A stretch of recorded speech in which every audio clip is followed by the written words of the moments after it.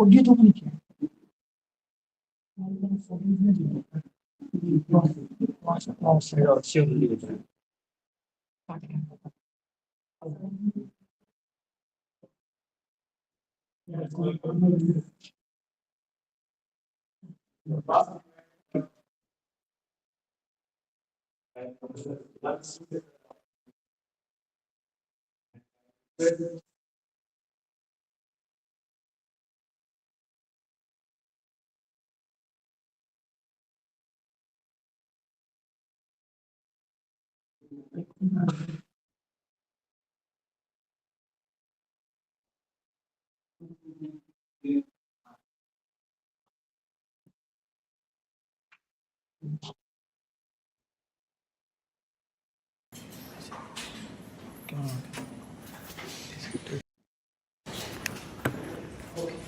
First, thanks Prashant sir for this invitation to speak here. And I also like to be here in my own institute. So in today's talk, this diagonal problems and linear recurrence sequence are very classical topics.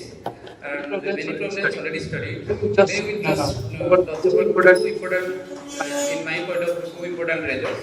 I will give the motivation how what is the questions we can able to study by knowing all these things. Let me start with basic.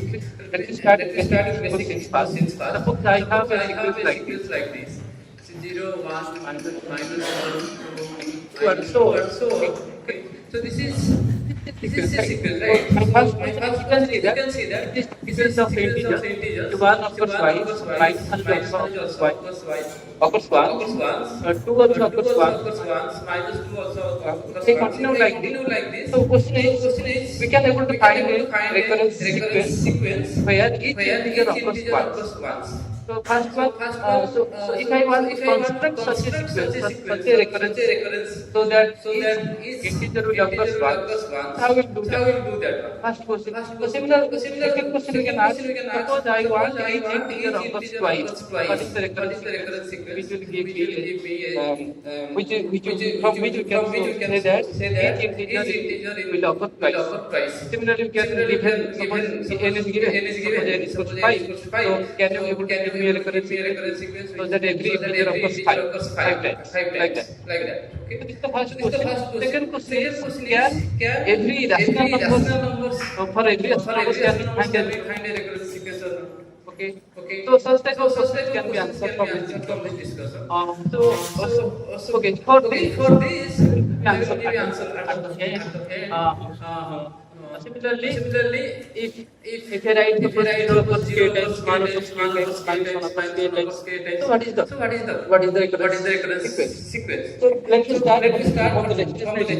What is the recurrence sequence? Then we will answer all these questions. So two important questions we will study here. Before that, let me introduce what is the recurrence sequence. My notation is the nth term of a recurrence sequence. And this recurrence, this terms of recurrence sequence can be defined using a recurrence relation. That recurrence relation we can write it as follows. X plus R plus R equals to this A1 times U N plus R minus 1 and so up to AR U. Where this AR is non-zero, otherwise so that I can this is the length minimum length is R. You can say that this recurrence satisfies recurrence relation of order R. So most of things already know because from the last yesterday we have seen many examples also we see. So if I take A1 equals to 1 and R equals suppose R equals to 2, then we will get the famous Fibonacci sequence.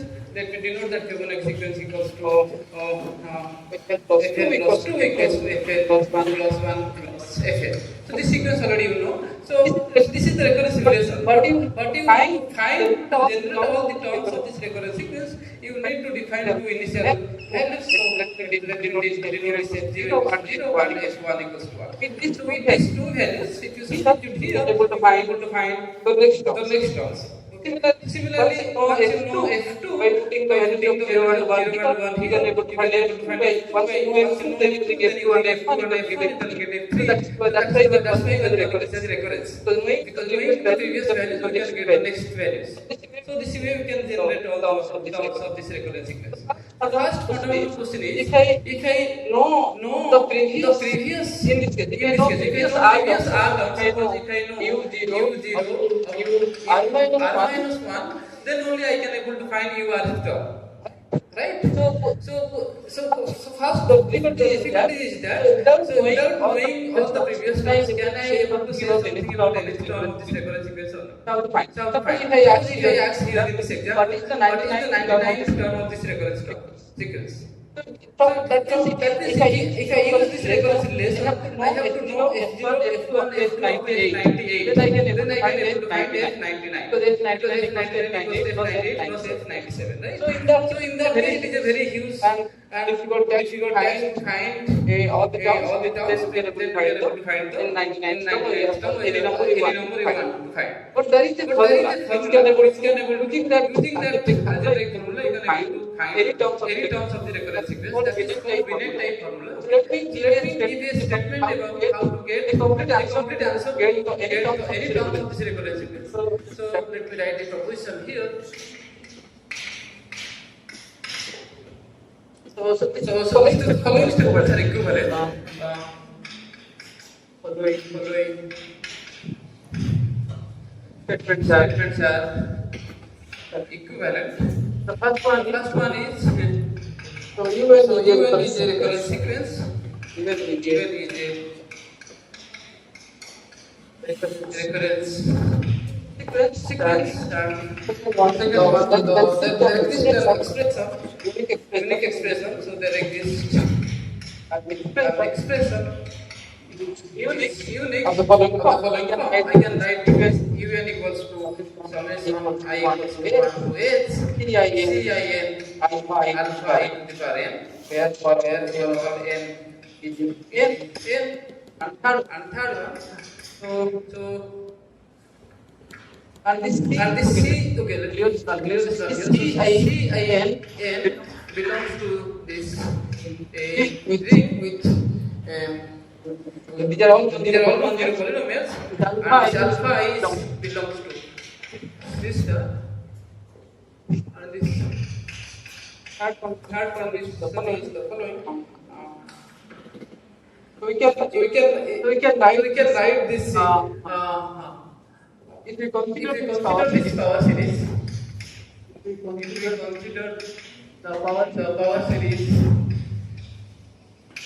summation UN x to the power n, then there exists polynomials G and H belongs to with the coefficient with the degree of the degree of f, and such that we can write this power series as a rational function, that is g of x by f of x. That means we can express this power series as a rational function. What is the strength of this? So this proposition will not true, but equivalence if I know 1 implies 2, 2 implies 3, 3 implies 1, all are equivalent. So this first one is UN is a recurrence sequence, means what? This is my definition. So it will satisfy recurrence relation with some initial values. If I know this one, then this proposition says that I have a closed formula like this. I can write the nth term like summation Cin alpha e to the power n. Alpha is a complex numbers. In fact, these are polynomials. I will come to that. So if I know the characteristics of polynomial, then I can find this alpha is, and I know this coefficient, then I can able to find this nth term. Okay. And this is the first. This is the way. So that in this this case, similar type of formula I have. Okay. So since this polynomial is of order 2, we have two simple roots in this case. So we have only alpha 1 and alpha 2. So in this case, I can write this Fn equals to alpha to the power n minus beta to the power n by alpha minus beta, where alpha equals to 1 plus square root of 5 by 2 and alpha beta equals to minus 1.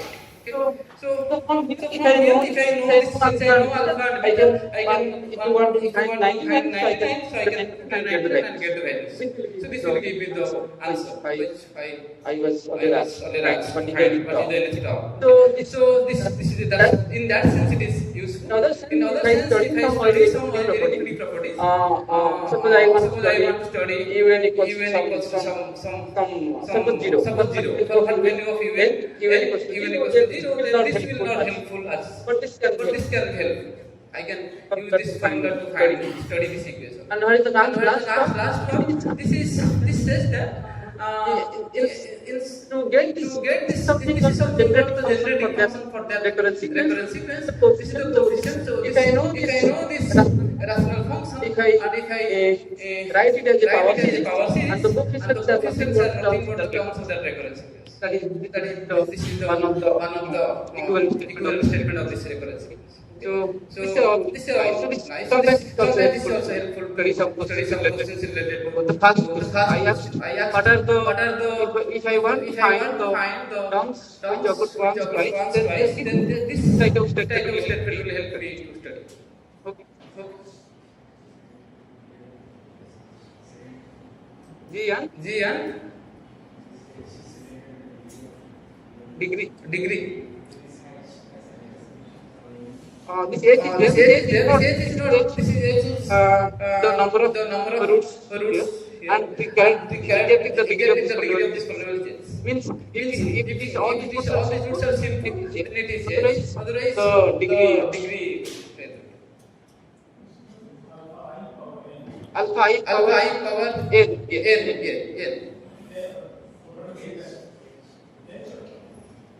Which one? Is the I equal to h? CIN alpha to the power n.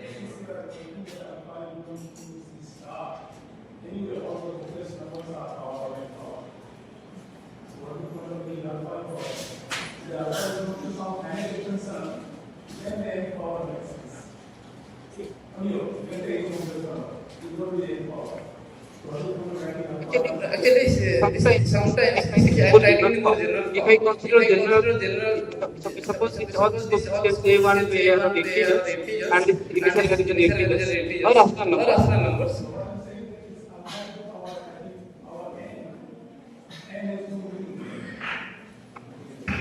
No, this is n star. This n represents here. This is.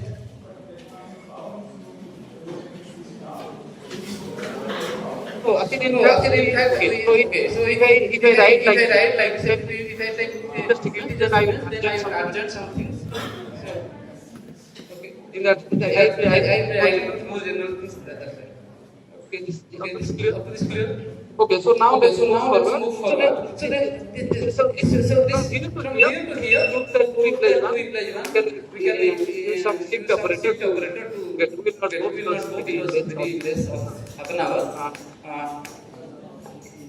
And from here you can use some. From here to here you can use some. Sorry. From 3 to 1 you can use some partial fractions and you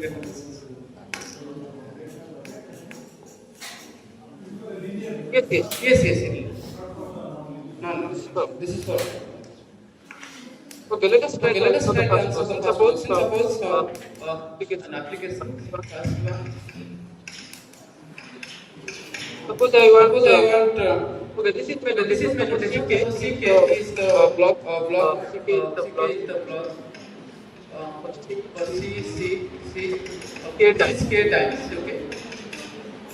Suppose I have this sequence.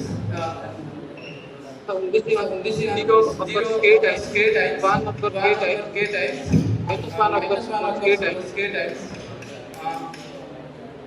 and 2 of k times like that. That is you can take any number here.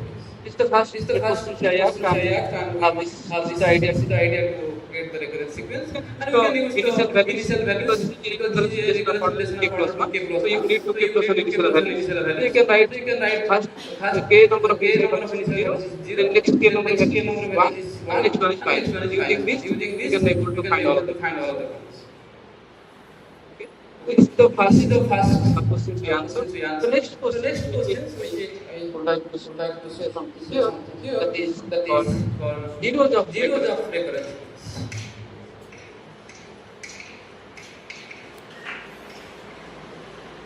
Recurrences.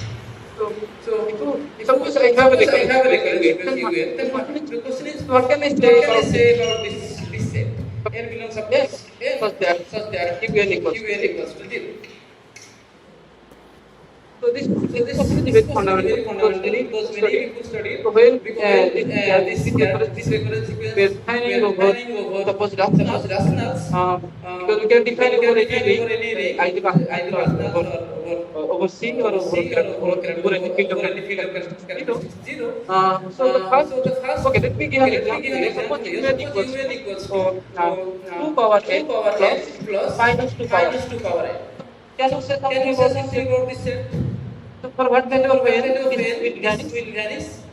Because this is 2 Because power this n 2 power n plus minus 2 plus power n, minus if 2 you power take n, n if you is take odd, n is odd, then then this always this this always will this be 0. this So will be 0. in So for this in for recurrence this sequence, recurrence this set sequence, is this set of set is set odd of natural odd numbers. natural That numbers. is That infinite is set. infinite set. This odd natural This odd numbers, natural numbers both are in fact in in infinite progression, right? infinite progression, right? This is 1 This is plus 1 2k. plus 2k.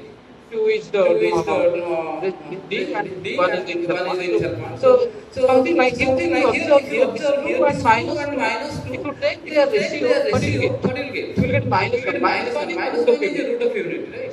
So if here, If you so we'll say that we'll say this that recurrence, when you are when writing you this are closed writing this formula, closed formula UN equals to UN equals UN to equals to summation summation C by n C I N alpha I to alpha the power I n. to the power So n. this So alpha this 1 alpha I 1 equals to I 1 to equals to h. 1 This to is our h. closed This is our formula. closed When formula. you are writing When you this, are writing this is this, the closed this is the formula closed for formula this for this recurrence sequence. recurrence This is sequence. alpha This 1 is alpha alpha 2 1 up to alpha 2 alpha up to h. alpha h.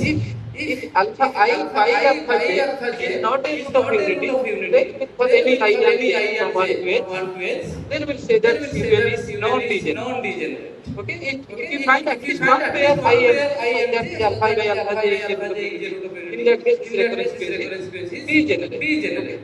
so Okay, there so is also there a is way also a if you way have if a you have a degenerate recurrence degenerate sequence, recurrence you can sequence, write you this can write this degenerate recurrence degenerate sequence as recurrence sequence finite as finite union of finite union of non-degenerate recurrence non-degenerate sequence. recurrence So sequence. that's why So we are that's why we interested are to study interested to study mostly mostly non-degenerate recurrence non-degenerate sequence, recurrence because any sequence because any degenerate recurrence degenerate sequence can recurrence be sequence written can as be written as union of union of finitely finitely non-degenerate recurrence. non-degenerate recurrence Okay, sequence. so Okay, so this this this result this is a very result is strong a very result, strong that result, is and named that is as named as Koller-Mahindra-Plus theorem, Mahindra-Plus theorem, because Koller because proved Koller proved this result this for result the for the sequence over sequence over rationals, rationals, and Mahindra and proved Mahindra the results proves the for results for the the sequence over sequence over algebraic numbers, algebraic numbers, and Lorentz and proved Lorentz the proved result the result for for the field of the field of characteristic zero. characteristic zero. The three The three mathematicians mathematicians, they are for the proved for different the different fields. fields. Accordingly, we are Accordingly, we saying are this is saying this is Koller-Mahindra-Plus theorem. Koller-Mahindra-Plus Or you theorem. can say Or you short can form, you say can short say form, you can say SML theorem. SML theorem. Okay, so what Okay, is so this what is theorem? this So that theorem? So let UN UN be be a linear a recurrence linear sequence recurrence sequence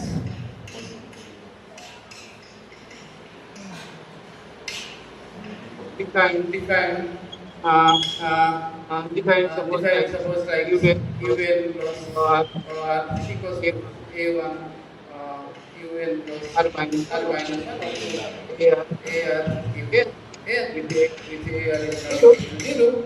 Then Then uh, the set set of zero. zeros, This is called the this set is of called the zeros. set of Called zeros. This is called set of the zeros. set of zeros.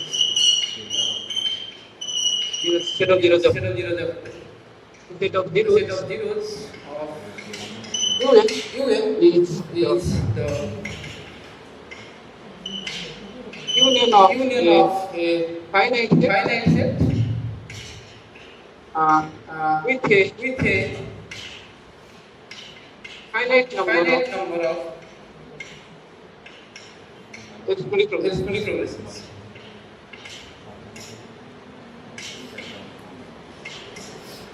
Okay, so this is the set of The set of this set of zeros set of is the zeros union of is a the union finite of a set finite set and with a and with finite a number of finite number of arithmetic progressions. arithmetic progressions. That means in fact That this is in fact this set is because infinite set because arithmetic progressions are arithmetic progressions are itself itself infinite set. We have finite number of arithmetic progressions and including a finite set. This is the result for the zeros of this recurrent sequence. I think If this sequence is degenerate, then we can say that the set of zeros of UN is only a finite. only a finite set. If it is not If it is degenerate, not then you are degenerate, adding then you are adding this like this. this example. we can see. Before and minus. This is a non-degenerate. Non-degenerate. So here we have a Here we have a infinite progressions. right. Right? So let me give another example.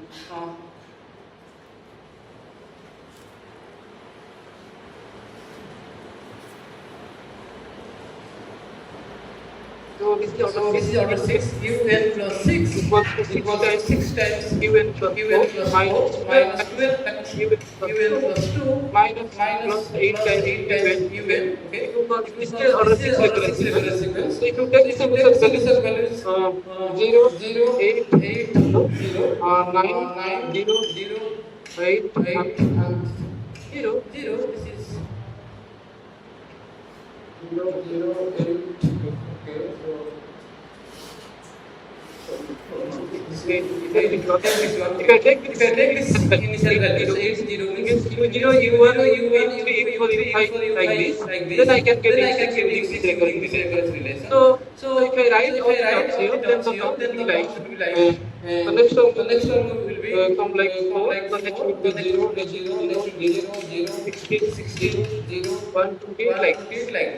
0 and so. So if I want to study, what can I say about this set of zeros in this case? So you can say the union of finite set and all of the terms that are in the okay. It's union, you can say 1, 3, 5 and so on. Right? The first is the finite set. All of the right. This is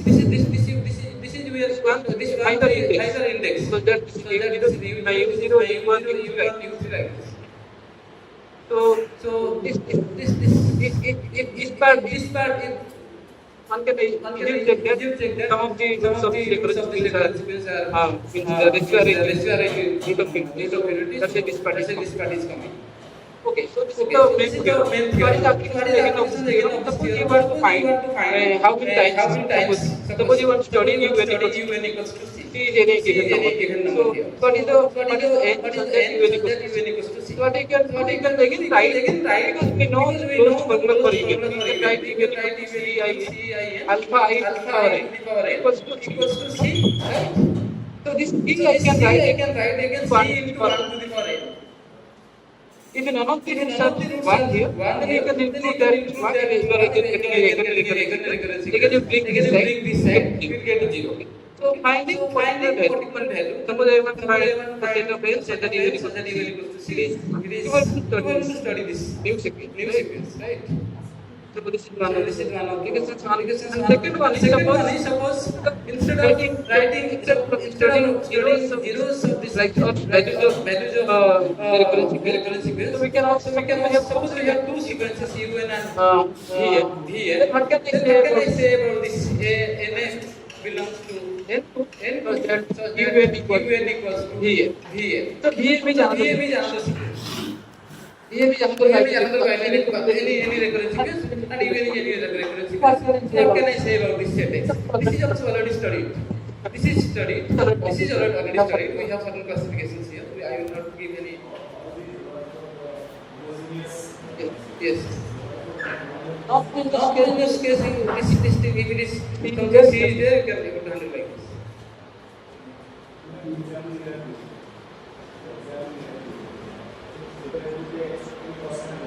That constant value we can write in the right hand side. C and you can write C into 1 to the power n. So in this case, if I have two sequences and if I want to study the intersections, most of the terms we have seen writing Fibonacci numbers, sum of two powers, or sum of two Fibonacci numbers are whatever. So this is like intersection problems, right? This is also intersection problem. So you are taking UN is a recurrent sequence, VM is another recurrent sequence. We are studying the intersection, right? If I write VM in perfect powers, another sequence, and UN is a recurrent, that means we are interested to study perfect powers in recurrent sequence. if I write Vm is factorial, then I am interested in studying the factorials in this sequence. These are all questions. Without factorials will not satisfy in recurrence regressions. Means non-linear constant recurrence regressions. So this is, so what is the questions here still open? So that let me say something about that one, then I will go to other part. Only 2-3 minutes, I will try to close this. So the question here is so if un equals to vn, that is already studied. But if I take un, suppose un1 is one recurrence sequence, un2 is another recurrence sequence, and so on, un k is another sequence. Okay, these are all different recurrence sequences. Okay, you can take simple recurrence sequence also. Then the question is, what can you say about the tuple k tuples n1 to nk such that un1 plus un2 up to unk equals to 0.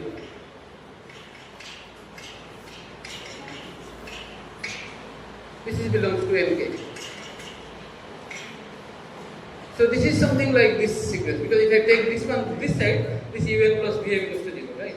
So here n1, n2, nk is there. So only question is that these sequences are defined over number field or defined over a number. Number field is nothing but the finite extension of rational numbers. So number field. In function field case, this is already studied. So in number field case, this is open. This is. So try to. So my solution is try to take some small examples, un1, un2, un3, and get some information about zero sets. Practical examples. That will be give some improvement towards the statement. Okay. Expected means this is very means this n1 again something like summation. This will be something exponential terms will come here. This is some means x1 n1 up to xk nk something will come here. This is the first term again like this. Slow strange. Okay. So this is the one way. And other important direction which mostly are open still. So like if even is suppose even is a binary recurrence, because what we know till now, if even is a binary means order 2. If I take this power as perfect power means y to the power p. Okay. So I am interested to find for what value of n, y and p this equation has solution. Question is clear? So even is given, recurrence is given. So we are asking for which index this is a perfect power. Means we want to find this p is any integer, y is any integer, p is bigger than 1, y is any bigger than 1, and n is natural number. So what value of n, y, p? This is solvable. So for binary recurrence sequence, this is already studied. For when even is binary, it is studied, and even is ternary means order 3 under certain condition means if the characteristics polynomial of ternary recurrence sequence is irreducible and it has a dominant root, then it is already studied. Means studied means what? In that case, you will say that this equation has finitely many solutions. Okay. And but if you take any arbitrary recurrence sequence of order r, in that case we don't know any result. Under certain conditions we know. Means if the characteristics polynomial is irreducible and it has a dominant root, then we can say something. Okay. So this area is also open. But what I am doing in my research mostly, most of the time, instead of writing y, what you can take, you can fix s.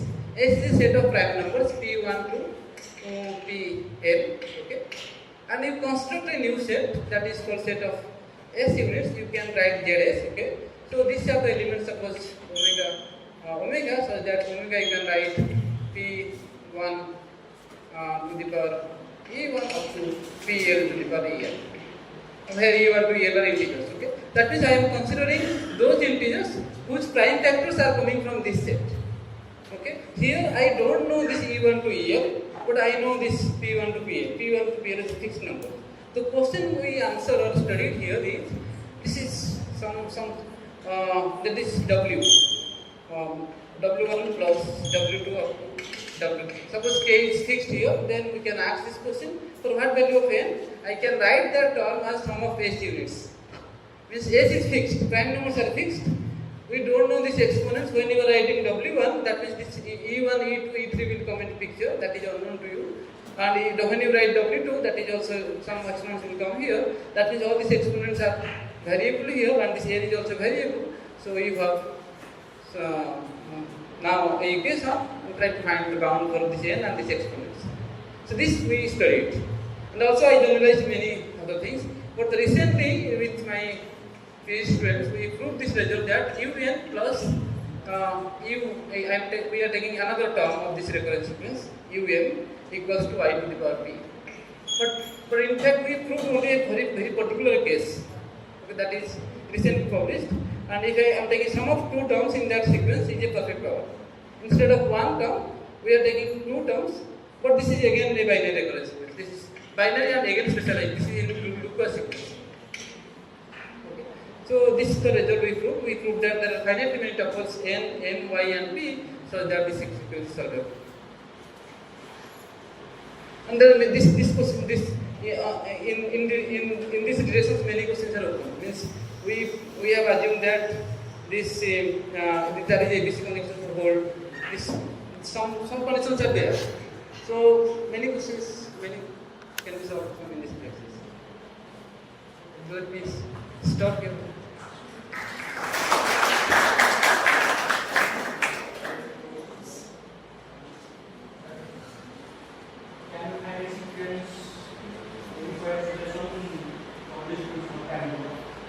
Prime number, that is prime number, we should go down now, because prime numbers are not well distributed.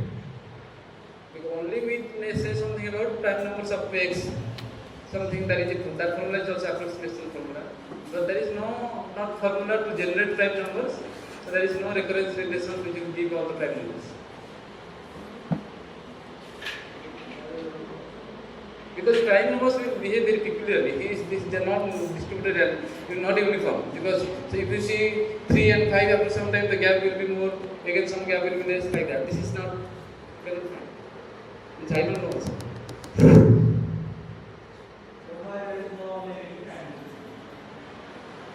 Prime numbers we are starting with, by definition we are starting, either it is a positive.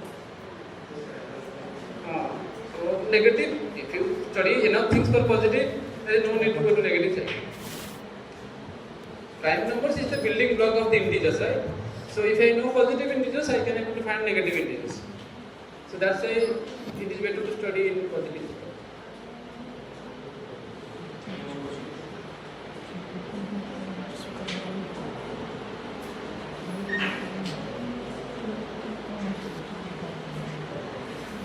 People are saying differently. I don't know.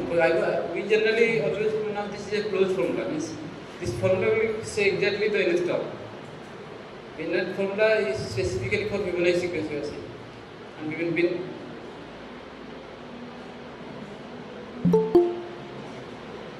So there is no difference because this same thing we are writing in. Initially for Fibonacci numbers we have this binary formula that we are calling. But for all other recurrence sequence, we are saying this is a closed formula or Binet like one. This is a closed formula, that's all.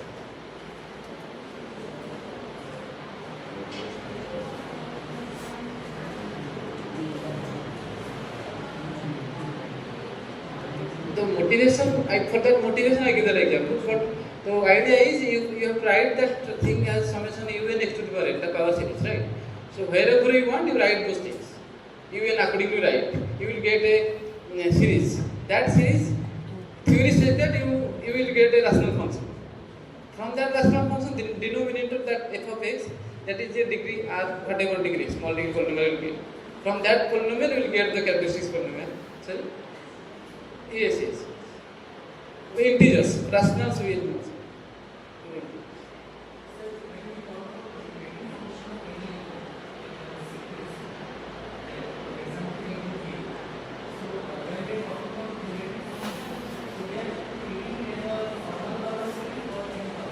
Formal power series. Don't bother about the conference of things.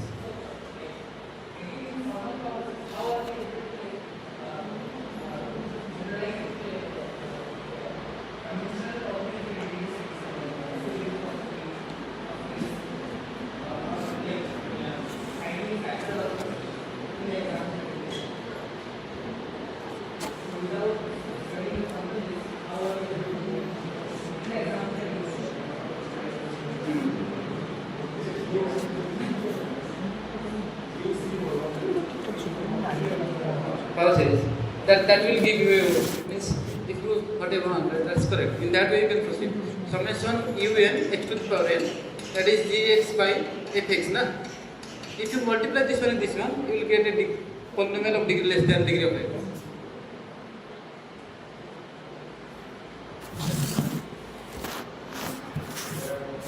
But this area is very interesting. Without slowly you can develop. Many high don't assume that less mathematics is involved. Means slowly you have to know all the algebraic number theories mostly for this type of study. Periodic number theory, because this zero Scaling-Maillard theorem based on periodic analysis. Embedding theorems, some other theorems are there. So this periodic analysis, algebraic number theory, all these are basics for this type of study in detail.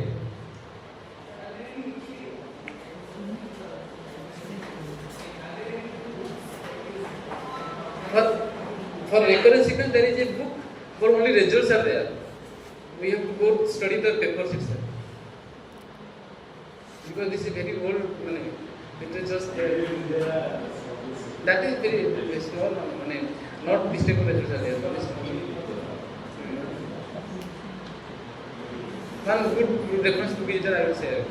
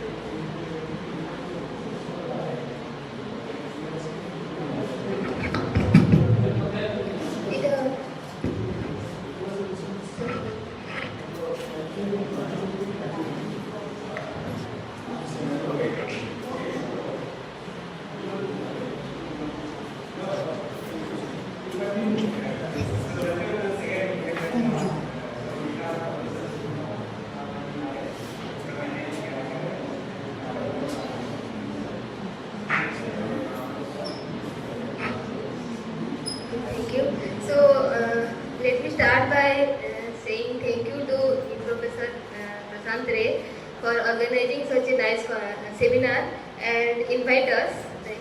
I am an alumni for this university, so it's a great pleasure to be here, standing in front of you. So I will be discussing on isoclonism and Schur's theorem and the converse of Schur's theorem for the superalgebras.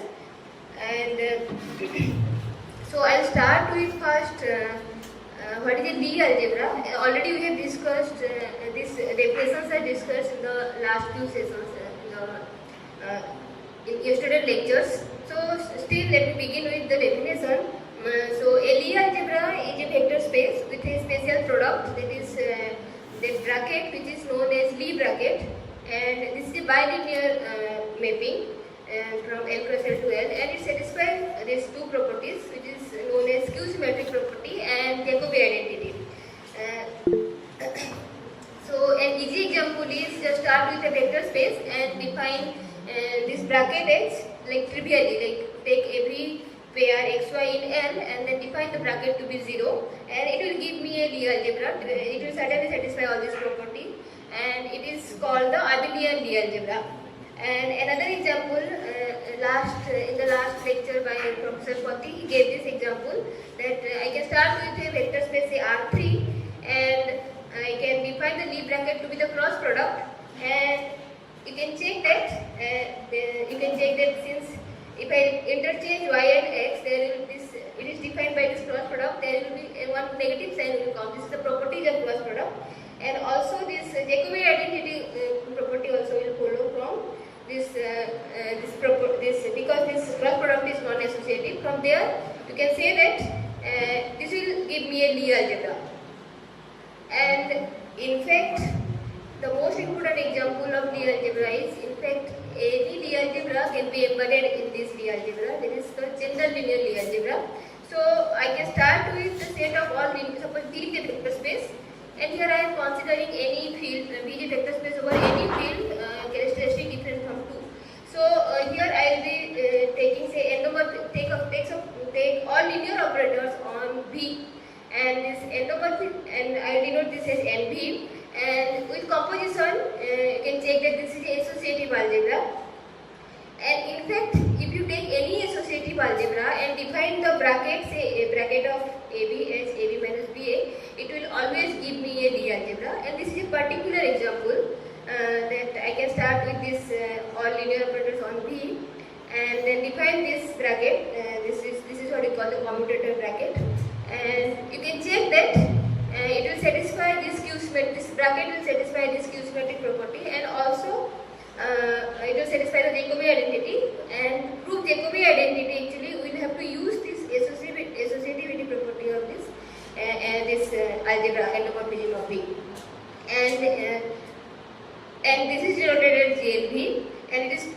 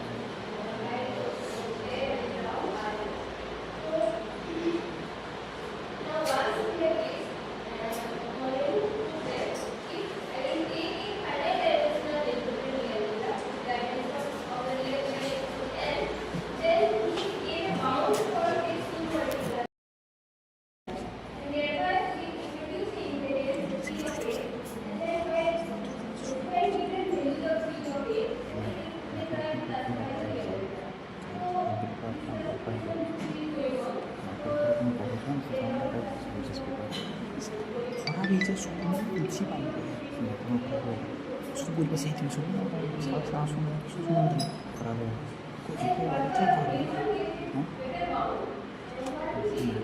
Use କରିବା ଖରାପ କିନ୍ତୁ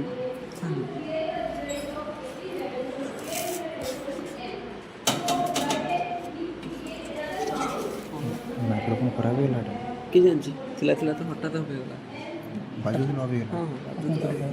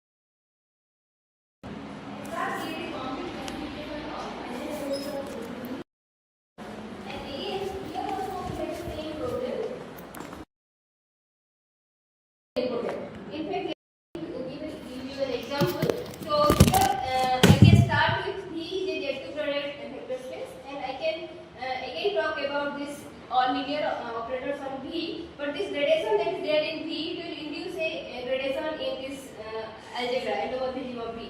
Here actually I will say a linear map is even map if it will take the even element to even element and odd element to odd element.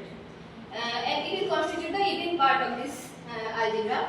And if it will interchange the degree, if it will take even element to odd element and odd element to even element, then I will say that it is an odd linear map. And those operators will constitute the odd part of this associative algebra. And again we will define the commutator bracket like this. And endomorphism of B with this bracket, it will give me a D super algebra, and I will denote this as again GLB, and I will say this is the general linear D super algebra. And similar to the earlier case, here I can fix a basis for B and a homogeneous basis for B. Here M denotes there are n even elements and n odd elements. And once I fix a basis, I can identify GLB with this m plus n plus n plus n block matrices. And in fact, this Lie algebra will play the same role like in case of Lie algebra. So here also this Adams theorem that I have discussed for Lie algebra, this theorem is also true for super algebra also. Means I can just embed any Lie super algebra. Let us concentrate on finite dimensional Lie super algebra.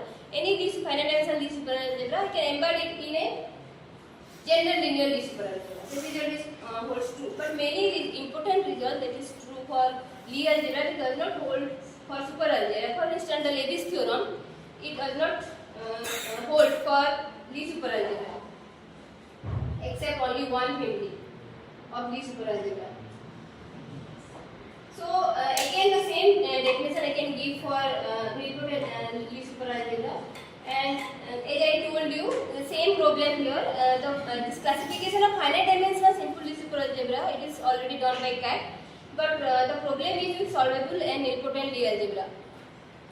So, and also there is not a nice description how I can get a semi-simple Lie super algebra from the simple Lie algebra. There are results, but not very nice description. So here I have this notion for nilpotent Lie algebra. This I have defined something called upper central series. Maybe I'll skip it if So again, like Lie algebra case, here also we can define this Schur multiplier. Actually, we have extended this notion of Schur multiplier of Lie algebra given by Burton to super algebra case. So what I can do is I can start with a Z2 product set. X is just a union of two sets x0 and x1. Simply I will say x0 elements are even and x1 elements are odd. And I have a degree 0 map, this phi map. This means it takes even to even and odd, even element to even element and odd element to odd element. Then actually there is a concept of 3D super algebra. You can always able to extend this map to a algebra homomorphism from F to N, where F is a 3D super algebra, and say the kernel of this map is say R, and thereby I can construct a short vector sequence, and this is called a free representation of the Lie super algebra. And once I have a free representation of the Lie super algebra, I can define the Schur multiplier like we have defined for Lie algebra. So now actually this is an example. So here H1 is actually a Heisenberg algebra, and it is generated by say x, y, z, where this is only non-finite. Actually any Lie algebra can be like represented by this generator and relations. So here this algebra is generated by this x, y, z with only non-finishing bracket is this x, y bracket is z and others are 0. Other brackets are 0. So here actually you have to give a presentation for this presentation of h1. So I can start with this Z2 product set x0, x1, and suppose x0 is generated by one element x, x1 is generated by another element. Then I can so free Lie algebra means there is no restriction on this x and y, but I can freely generate from this x and y this algebra. But here it is generated by x, y, bracket of x, y, y, y, y. I will like go on like this. But here to make this a Lie super algebra, I have to impose this skew symmetric and graded Jacobian density property. So this I can say F is this Lie super algebra. Then I can consider R is this algebra generated by this, and thereby I can construct a free representation. and I can compute all these derived algebras, and then I can find the Sur multiplier, and it is actually dimension of the Sur multiplier is going to be 1 1. But it is to find this dimension of the actually this Sur multiplier dimension, it is very helpful in knowing the structure of the least square algebra, in the sense that sometimes just by knowing the dimension of the least square algebra, I can say many things about the least square algebra. So that's why it is important to compute the dimension of the Sur multiplier. But this process is little difficult, so we can try to characterize is there any other way to compute the Sur multiplier. So in this context, I can talk about extensions of least square algebra. So a extension of least square algebra, this is a short exact sequence. Like this here, F, A, L are Lie algebras, and this E, F are homomorphisms. And actually, this E is the injective homomorphism and F is the surjective homomorphism. And such a short exact sequence, I will say this is central extension provided this M is contained in the center of K. And this is called a stem extension if it is contained in center of K, intersection derived algebra of K. And we call this a stem cover provided this N is isomorphic to multiplier of L. And in this time, this K is called the cover of the least square algebra. And actually, we can prove that this such a stem cover do exist. And the idea is you can start with the representation of L and try to construct a central extension from there, and you can try to construct a stem cover. So actually, stem cover do exist. Then once we know that stem cover exists, now one natural question you can ask is it unique? Okay. And in fact, for finite dimensional Lie algebra, it is known that it is unique. But for any arbitrary Lie algebra, this is an open problem. Like, how can I say whether it is unique or not? So in this context, you can define something called isoclinism. Okay, before that, there is something called a maximal stem extension. So any extension, I will say, is a maximal stem extension if every homomorphism of any other stem extension onto this extension is necessarily isomorphism. And in fact, this stem cover are characterized by the stem cover. You can say these are nothing but maximal stem of extension. So to find the Sur multiplier of the Lie algebra, what we have to do is we have to try to find the maximal stem extension of the least square algebra. So here I gave an example. I think I will skip it. How to find the Sur multiplier. So now what I mean by isoclinism. So if L and K be two least square algebras, and suppose alpha and beta are say two least square algebra homomorphism, such that this diagram commutes. Now in this case, I will say that this pair alpha beta, it is called a homoclinism, and if alpha and beta are also bijections, then I will say that alpha beta are this alpha beta is they are isoclinism, and I will denote that L and K are isoclinism. As in the last lecture, Tushar mentioned that this is weaker than this isomorphism. Okay, means certainly isomorphism will imply isoclinism, but the converse is not true. If two least square algebra are isoclinic, then I can this does not imply they are isomorphic. This is a weaker condition than this isomorphism. And in fact, this isoclinism is an equivalence relation, and we can say that,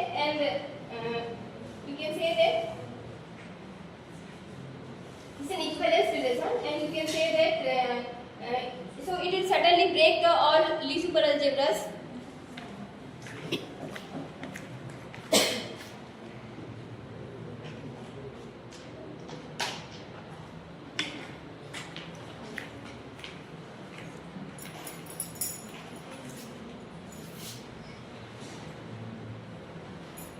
Okay, so here this isoclinism concept actually we can use to prove that all this.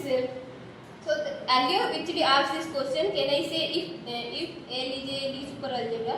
Now we have defined something called cover of the least square algebra, and what I told you is if L is finite dimensional, then all covers are unique.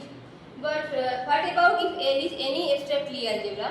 So here what we can say is, for any abstract Lie algebra, if the Schur multiplier is of finite dimension, then I can at least say that all the couples are isoclinic. Okay. And here this is an example. This L is a Lie superalgebra of dimension 2, 1, and here I have given that it is generated by say E1, E2, E3, and this all non-finishing brackets I have given, and the derived algebra is generated by E1, E2, and you can check that center of L is 0. So here you can show that L the quotient center of L is exactly L. And similarly, I have given another Lie superalgebra M of dimension 3 and 1. And it has a basis, and I have given all non-finishing brackets, and again I have computed the derived algebra of M and center of M, and then you can find M quotient center of M, and you can check that this derived algebra of L and derived algebra of M are isomorphic, and the corresponding quotient algebra are also isomorphic. So this means, and also you can check that this diagram will commute. So this L and M are actually isoclinic, but they are not isomorphic, as you can clearly check that they are of different dimensions. This is an example of a Lie superalgebra where these two Lie superalgebra are actually isoclinic, but they are not isomorphic. Then some properties of isoclinism is are like this as follows. So if L is a Lie superalgebra and A is a abelian Lie superalgebra, then L is isoclinic to L direction A. These are easy proofs, and skip it. And there is another result that if L is a Lie superalgebra such that I can write L equals to suppose H plus center of L, then L and H are isoclinic. And in fact, conversely, what I can say is, if L quotient center of L is of dimension Mn and L and H are isoclinic, then I can write L as sum of H plus center of L. And here there is another lemma which tells that if L is a Lie superalgebra and I is a graded ideas, then L quotient I is isoclinic to L quotient I intersection derived algebra of L.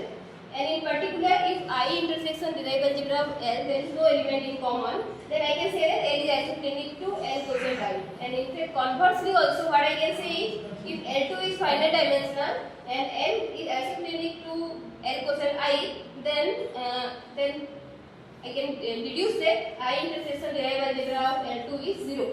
So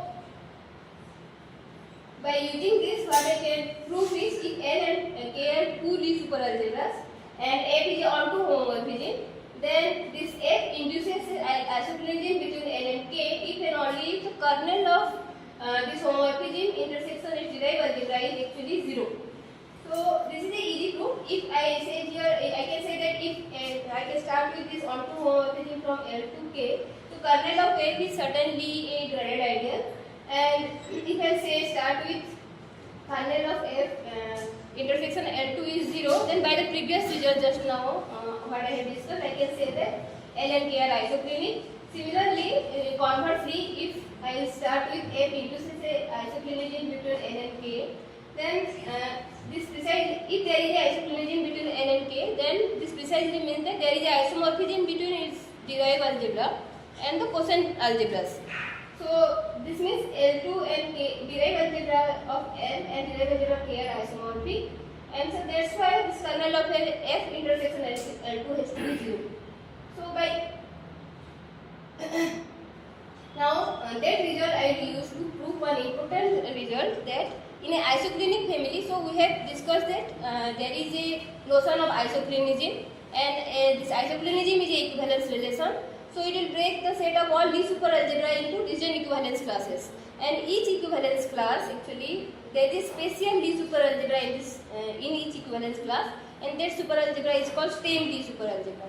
So what is stem Lie superalgebra? A Lie superalgebra is called stem if the center of L is contained in the derived algebra, and we have this result that if C is a isoclinic family of the Lie superalgebra, then every isoclinic family means that equivalence class, and every equivalence class will contain a stem Lie superalgebra.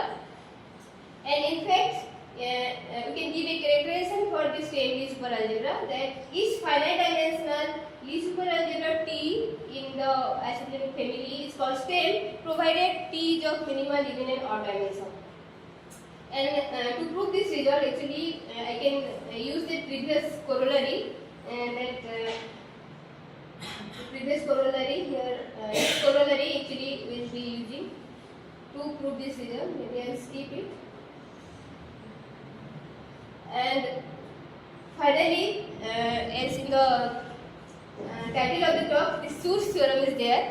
So the source theorem tells us that if L is a Lie superalgebra with dimension of the quotient algebra is say Mn, then the derived algebra is of finite dimension. And in fact, I can give a bound for this. Dimension of the derived algebra is less than equals to 1 by 2 times n plus n square plus n minus n. And you can easily prove it. Just start with a basis for the quotient algebra, and then try to give a generating set for L2. And to do so, actually we have to use the graded skew symmetric property of the Lie superalgebra. And actually, you can actually compute this that dimension of L2 has to be less than or equals to the required quantity. So now by using now what is the application? One of the application of the source theorem is by using the source theorem, I can actually give a bound for, suppose I have this same extension. Now by using the source theorem, I can give a bound for this k. And then once I have a bound for this k, I can give a bound for dimension of the Schur multiplier. So, and in fact, here what I am saying is dimension of the Schur multiplier is less than or equals to this 1 by 2 times n plus n square plus n minus n. And the maximum bound will be attained when the Lie superalgebra is Abelian. So here what I am saying is, if I know dimension of the Schur multiplier, like if it is like the maximum possible value, then I am saying that L is a Abelian Lie algebra. So it will tell me the structure of the Lie algebra if I know only the dimension of the Schur multiplier. Okay. So actually, so in this context, we have tried to give a bound for the Schur multiplier, and here I have taken L to be a nilpotent Lie superalgebra of dimension Mn, and I have taken the derived subalgebra to be at least of dimension 1, and then we have tried to give a bound for dimension of Schur multiplier of L. And actually here when the equality will hold also we have given, and we are saying that the equality will hold provided the Lie superalgebra is going to be this H1 is a Heisenberg Lie algebra, direct sum this A m minus 3n is a Abelian Lie superalgebra of dimension m minus 3 and n. And once I have this bound, now I can give, and now what I can do is I can define an invariant, and by assigning different values to that invariant, I can try to classify the nilpotent Lie superalgebra. So actually that work also we did. We have classified the finite dimensional nilpotent Lie superalgebra with we have defined an invariant called SL, and by assigning values to say 0, 1, 2, we have classified all the finite dimensional nilpotent Lie superalgebra. And then finally, actually, we have discussed source theorem. So source theorem tells us that if the quotient algebra is finite dimensional, then the derived subalgebra is also finite dimensional. Now, what can I say about its converse? Is it true? Okay. So actually, Nirmal this is not exactly a converse, but what he gave is if L is a Lie algebra and if the quotient algebra is finitely generated with the derived algebra is finite dimensional, then only I can say that the quotient algebra and quotient center of L is finite dimensional. And in fact, he proved that dimension of L quotient center of L is less than or equals to m times dimension of the derived algebra, where m is the minimum generator required to generate this quotient algebra and quotient center of L. And in fact, a further generation is given by B. Suri, and actually we have proved this result by Suri for Lie superalgebra case. And precisely it states that if L is a Lie superalgebra such that its commutator set is finite, then from there I can deduce that L2 is the derived subalgebra is finite dimensional, And further, if the quotient algebra is finitely generated by suppose say mn elements and dimension of L quotient center of L is finite, then what I can say is I can find a bound for this quotient algebra L quotient center of L. Precisely what we are saying is L quotient center of L is finite dimensional, and we are saying that it is going to be less than equals to m plus n into dimension of derived algebra, where mn are the number mn are the generators required to generate the quotient algebra L quotient center of L. And by using all these results, now by using this converse of source theorem and the result that we have earlier discussed, that in an isoclinic family there is always a stem Lie superalgebra. By using this result, finally what we can say is, this book I will skip.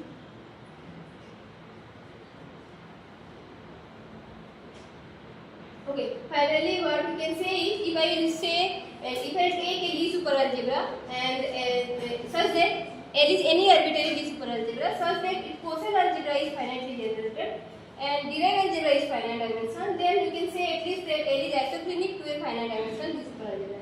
And to prove this, actually we have to use this converse of source theorem and this fact that any isoclinic in a isoclinic family there is a stem Lie superalgebra. Those results we have to use. Do I have some time? Yeah. Okay. Then and also further we can generalize this source theorem. There is a more generalization can be given.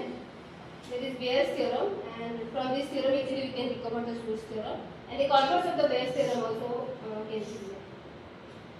Thank you. Thank you. Any questions? Question? If not, please thank the speaker.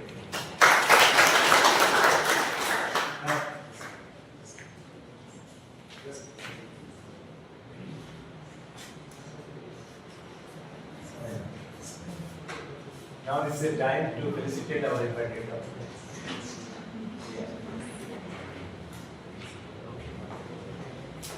Sudhanshu? Yes. Dr. Sudhanshu.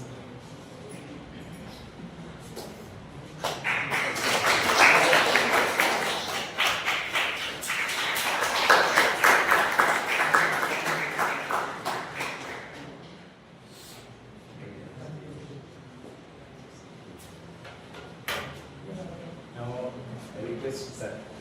Yeah. Sudhanshu. Okay, yes. Sudhanshu.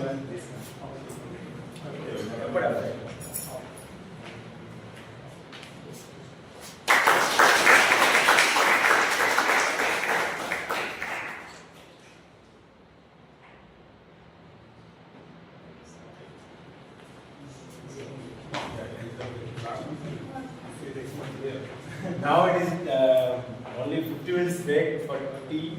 Okay, please go there and within 50 minutes please come. 11:45 will start the next invited speaker is the double sound.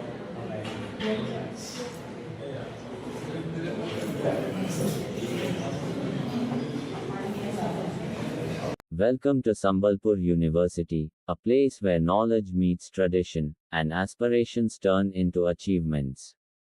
As we move forward through this lush green campus, we approach a hub of mathematical excellence, our Department of Mathematics.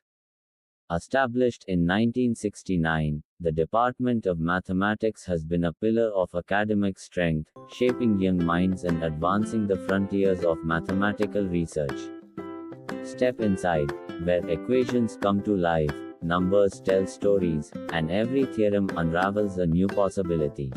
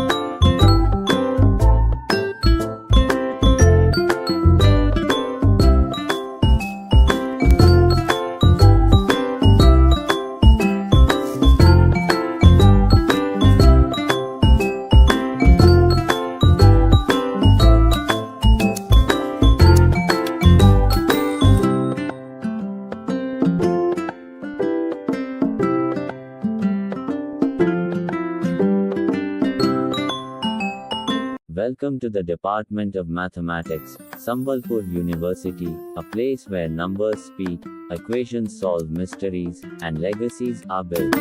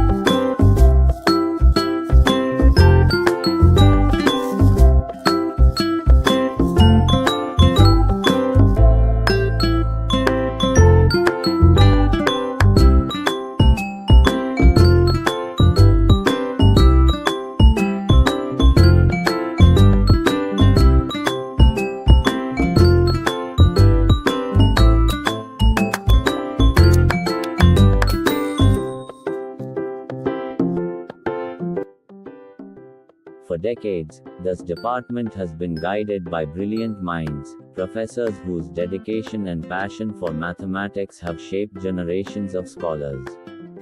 Here, we honor those who have dedicated their lives to mathematical excellence. From esteemed educators who have shaped the department to scholars making groundbreaking contributions in the field, this board is a testament to their impact. Their work continues to inspire, their teachings remain immortal, and their legacy lights the path for the mathematicians of tomorrow. Every name here tells a story of perseverance, discovery, and an undying love for mathematics. This board is more than just a collection of photographs. It evolves. Beyond research and teaching, the smooth operation of the department relies on this office, the center of all official activities, from admissions to academic records and student services. Every aspiring mathematician's journey at Sambalpur University begins here. From admission processing to course registrations, scholarship applications, and academic certifications, this office ensures a seamless experience for students and faculty alike. With dedication and efficiency, the administrative team works tirelessly to support students, helping them navigate the path of higher education in mathematics. But mathematics is more than just formulas and theorems, it is also about ideas, creativity, and expression. And here, at our wall magazine, students showcase their mathematical explorations, artistic insights, and academic reflections. This platform provides a space for students to share their thoughts, discoveries, and even the beauty of mathematics beyond the classroom. Whether through articles, puzzles, or artwork, every piece here reflects the passion and curiosity of young minds. Learning happens not just in classrooms but also through discussions, creativity, and exploration. The Wall magazine stands as a testament to the lively mathematical culture of our department. At the helm of our department stands a leader dedicated to academic excellence, Professor Arun Kumar Tripathi, our esteemed head of the department. Guiding both faculty and students, Professor Tripathi ensures the smooth functioning of the department while fostering an environment of research, learning, and innovation. With a vision for progress and a commitment to excellence, our head of the department leads the department toward new academic horizons, ensuring that the legacy of mathematics at Sambalpur University continues to grow. But some teachers, even after retirement, continue to guide and inspire students. Here, we meet Professor Sabita Sahu, a renowned expert in algebra, who, despite retiring, remains deeply connected to the department. A passionate mathematician and a dedicated teacher, Professor Sabita Sahu has shaped the lives of countless students. Her expertise in algebra continues to enlighten young minds, proving that true educators never stop teaching. Her commitment to mathematics goes beyond retirement. Whether through lectures, research discussions, or mentoring students, Professor Sahu's presence in the department remains invaluable. Great teachers never truly retire, they continue to guide, inspire, and shape young minds.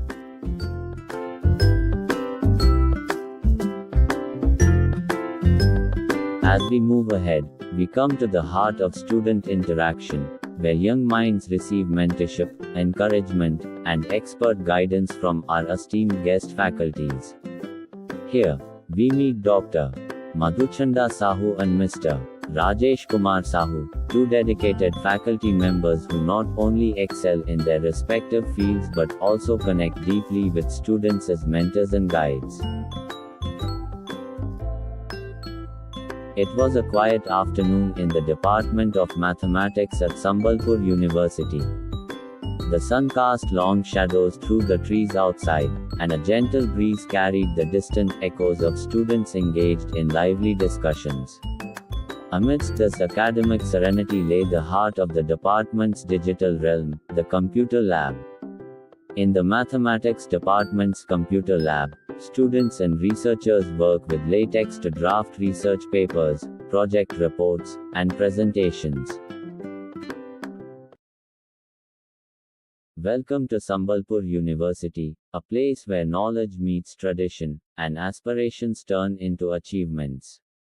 As we move forward through this lush green campus, we approach a hub of mathematical excellence, our Department of Mathematics. Established in 1969, the Department of Mathematics has been a pillar of academic strength, shaping young minds and advancing the frontiers of mathematical research. Step inside, where equations come to life, numbers tell stories, and every theorem unravels a new possibility.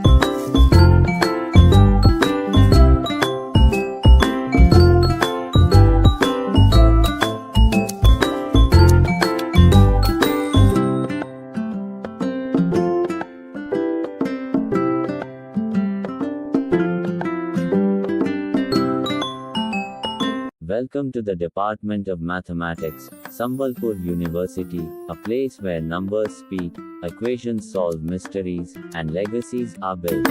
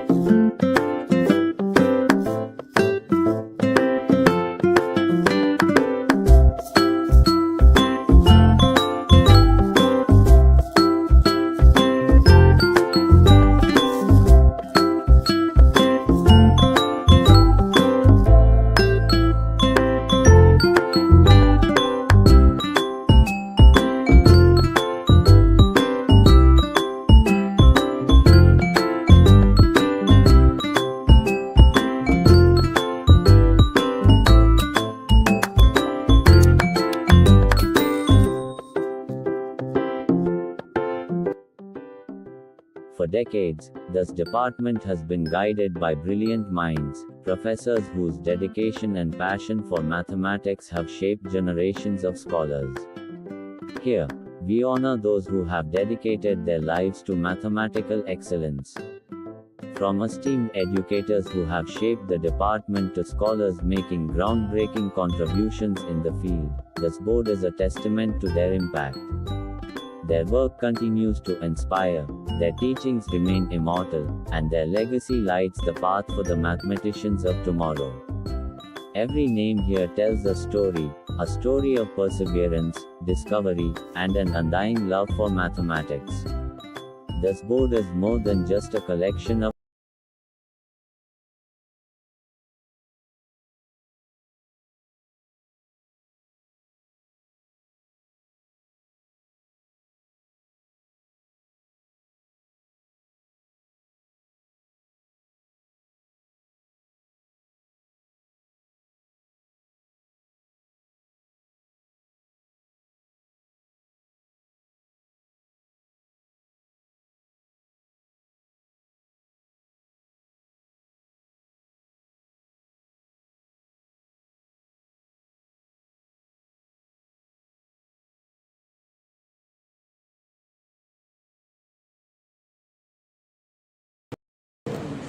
Microphone link है। हाँ microphone तो अच्छी camera on off discard हाँ कर दे audio आसियो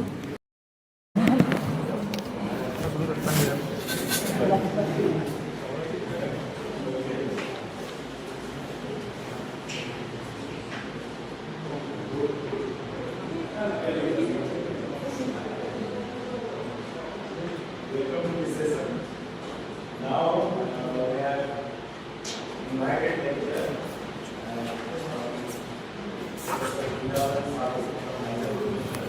I request Professor Bhatt to tell this.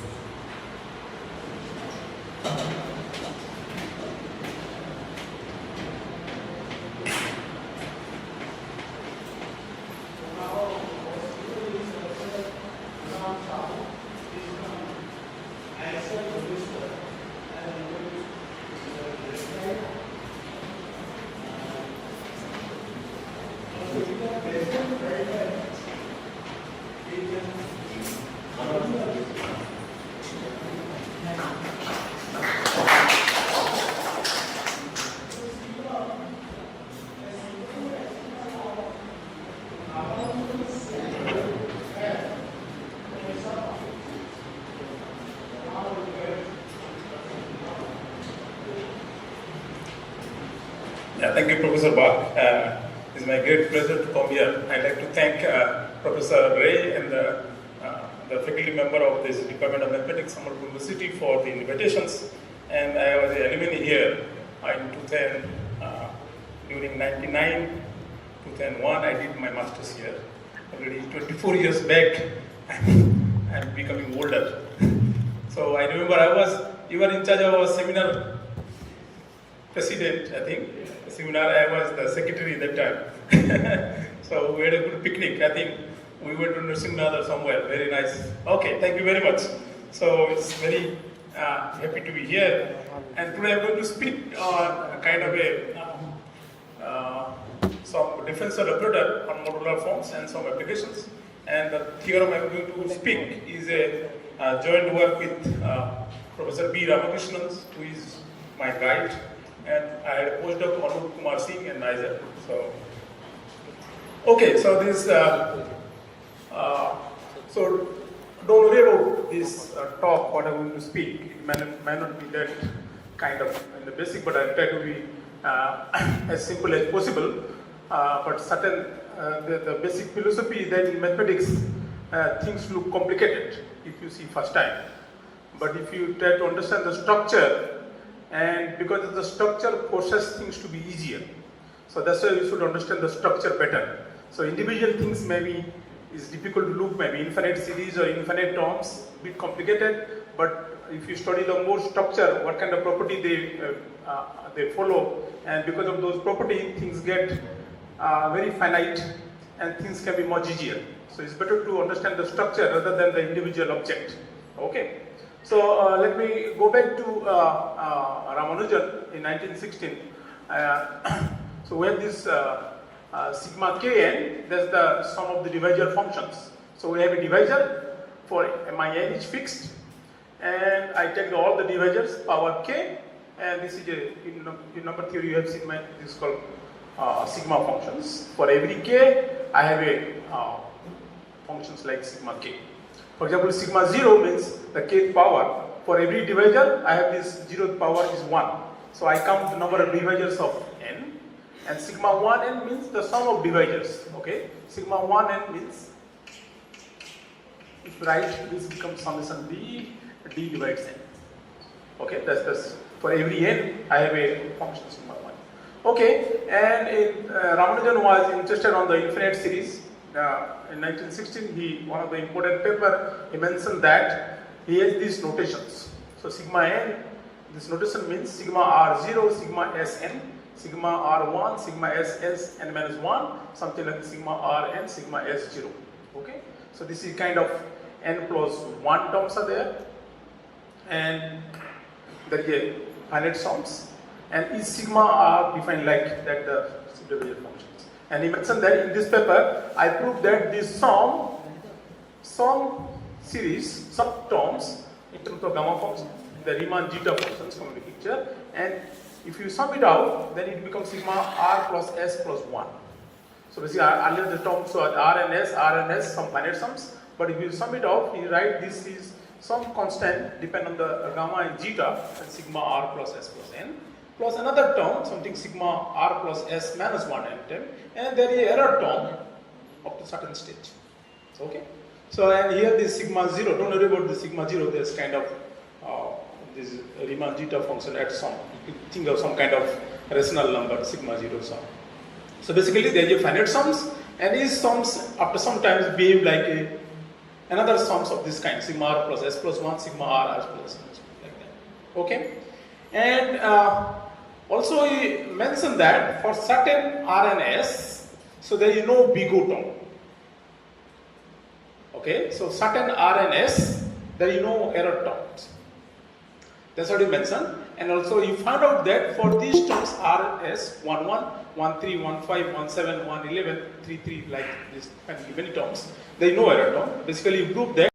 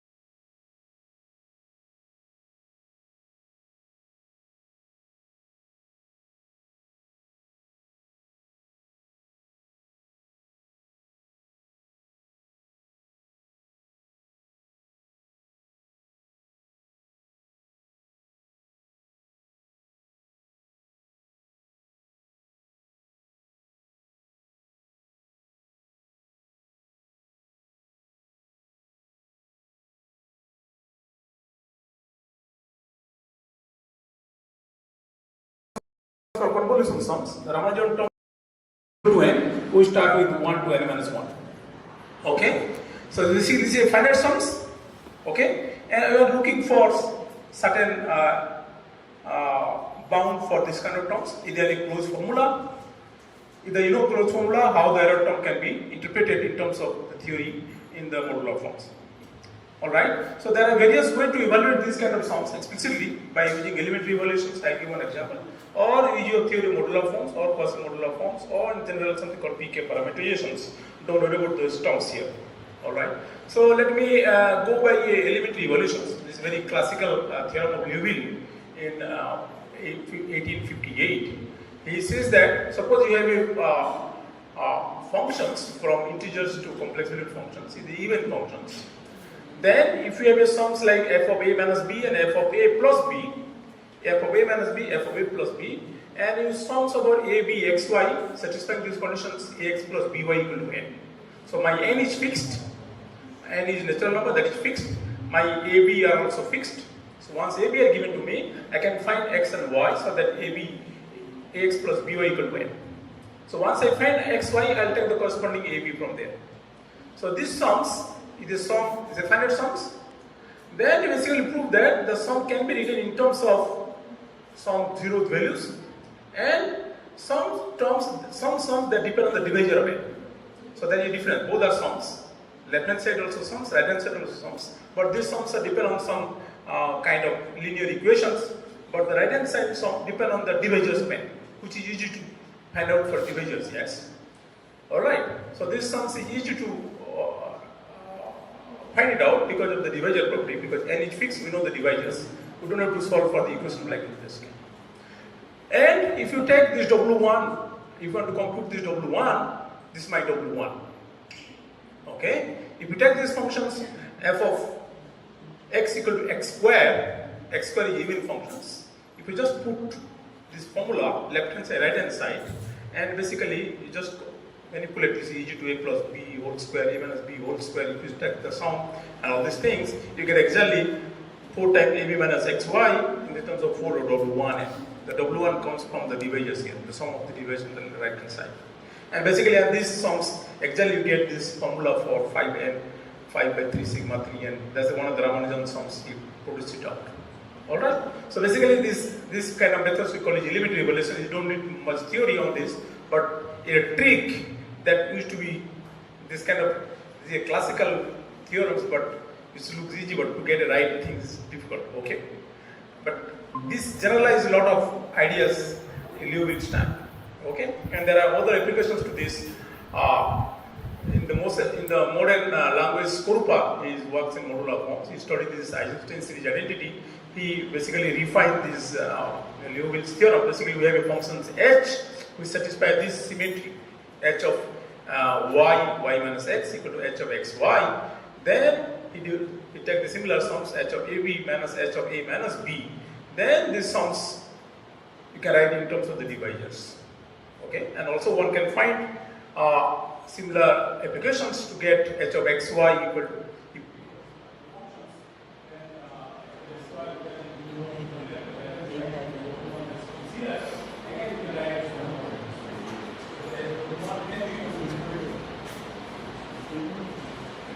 in terms of, again, the divisor functions. Okay, these kind of things are evolution forms. And there is an interesting book by Williams, this is number 3 in the spirit of Liouville.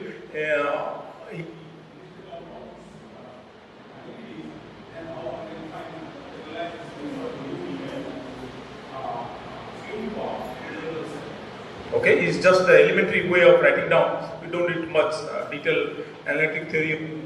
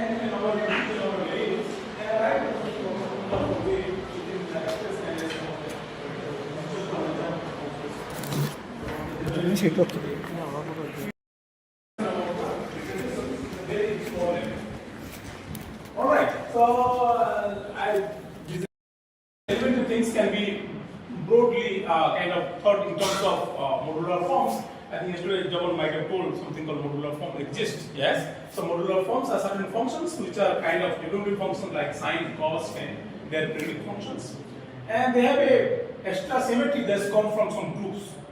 And the groups kind of they are if you do the change in variable under certain groups, they are kind of invariant with some slight modifications. And the symmetries allows these forms writing this as infinite Q series or infinite series like this.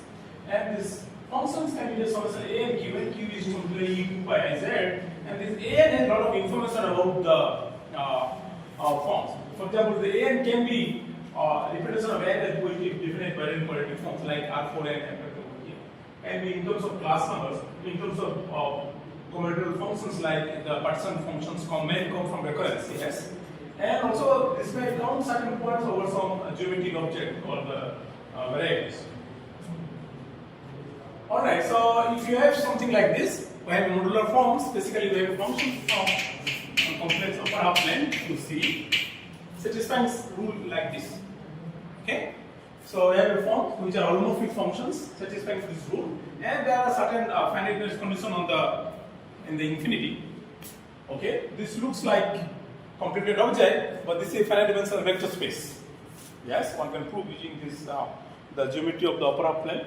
Okay, this is a finite dimensional vector space over complex plane. All right, and one can use linear algebra, basically finite dimensional vector space. You can do linear algebra and very basic mathematics to get some interesting identities in terms of the coefficients.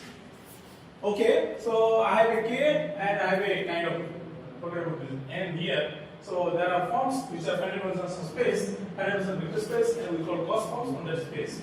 And there are examples like the adjacent series. So basically we take this mz plus n, my z is fixed, m and n are not 0 at the same time, then we can take the reciprocal of that and we can take the sum infinite series. One can prove this series is kind of uniformly convergent, absolute convergence, and it's along three functions on the upper half plane. And the function the sigma 3, what I told just after, this appears as Fourier coefficient of the modular forms. Okay, the number theoretic sigma 3 or sigma 5 or sigma 7. Okay, so this sigma kn, you put the k power. Okay, this one can think something like generating function of that. Yes, in certain case, the sigma 3, I take this generating function of that, and this has some structure in the case of modular form weight 4. Yes, basically the modular form weight 4, modular form weight 6, where the modular form is satisfied that particular star conditions. Yes, so this once you know this structure, this coefficient arise, then using the finite dimensional structure, we can explore certain conditions. For example, I am looking E8. Yes, E8 is the space is one dimensional. Yes, suppose you know this is one dimensional. E4, the four dimensional space is one dimensional. But if you take the multiplication of two modular forms, we get a modular form of the higher weight. Yes, so E4 is a modular form of weight 4. E4 square is modular form of 4 plus 4, E8. But these are one dimensional. So E8 has to be some constant times E4 square. And the constant can be easily checked, this is going to be 1. So E8 is something like E4 square. But E8 has this particular coefficient. Something like, if you express this as a power series or whatever series you feel, E8 is kind of looking like this. E4 square, you have to multiply twice this formula. If you put this formula together, exactly I get this W1133 for the certain equation like this. Yes? So those Ramanujan series actually just come from the structure of the modular form structure. Okay. Similarly, when E4, E6 is not at all very straightforward from the definitions. For you take k equal to 4 and k equal to 6, you get two forms. If you multiply them, y again looks like something like E10. It's not at all. They are infinite series, yes, in terms of complex functions, but because of the structure, they give this particular behavior like E4 times E6 equal to E10. There is nowhere one cannot guess that thing from the definition. But once they have some structure, they have vector space structure, and they have some kind of algebra like MK, ML, you have a modular form of weight K, you have a modular form of weight L, this is inside your MK plus L, something like a grading structure one can find out here. So using this rule, one can certainly determine the structure coming from the corresponding coefficients here. Okay, you note that this W133 what I mentioned there, that the Fourier coefficients come into E4 square. Because you multiply the sigma 3 and sigma 3 both convolution sums, yes. The sigma 3, you have to take the E4 square. Okay, your terms looks like here, yes. So you have to multiply some series like this. How to multiply infinite series? A and Qn. B and Qn. Yes. Just think these are formal series, yes. If you multiply these two series, yes. So you get one time you get this, one time this, you get this particular one. Similarly, one you get this one. Then you have to multiply these two, yes. A and Qn, and they now there is the polynomial, infinite polynomials. So this series certainly come into picture. This convolution sums will appear as some kind of coefficient coming from there. Okay, so there is interesting function called Ramanujan tau function. I am not going to be here, kind of these Ramanujan delta functions, etc. But there are interesting conjectures still about Ramanujan studies. Yes, so this is okay. Yeah, let me not go over these forms. Actually, this is a slide coming from say 45 minutes or something like that. I have more slides to speak. I am going to avoid this. Alright, so let's go back to some of the histories I mentioned here. Yes.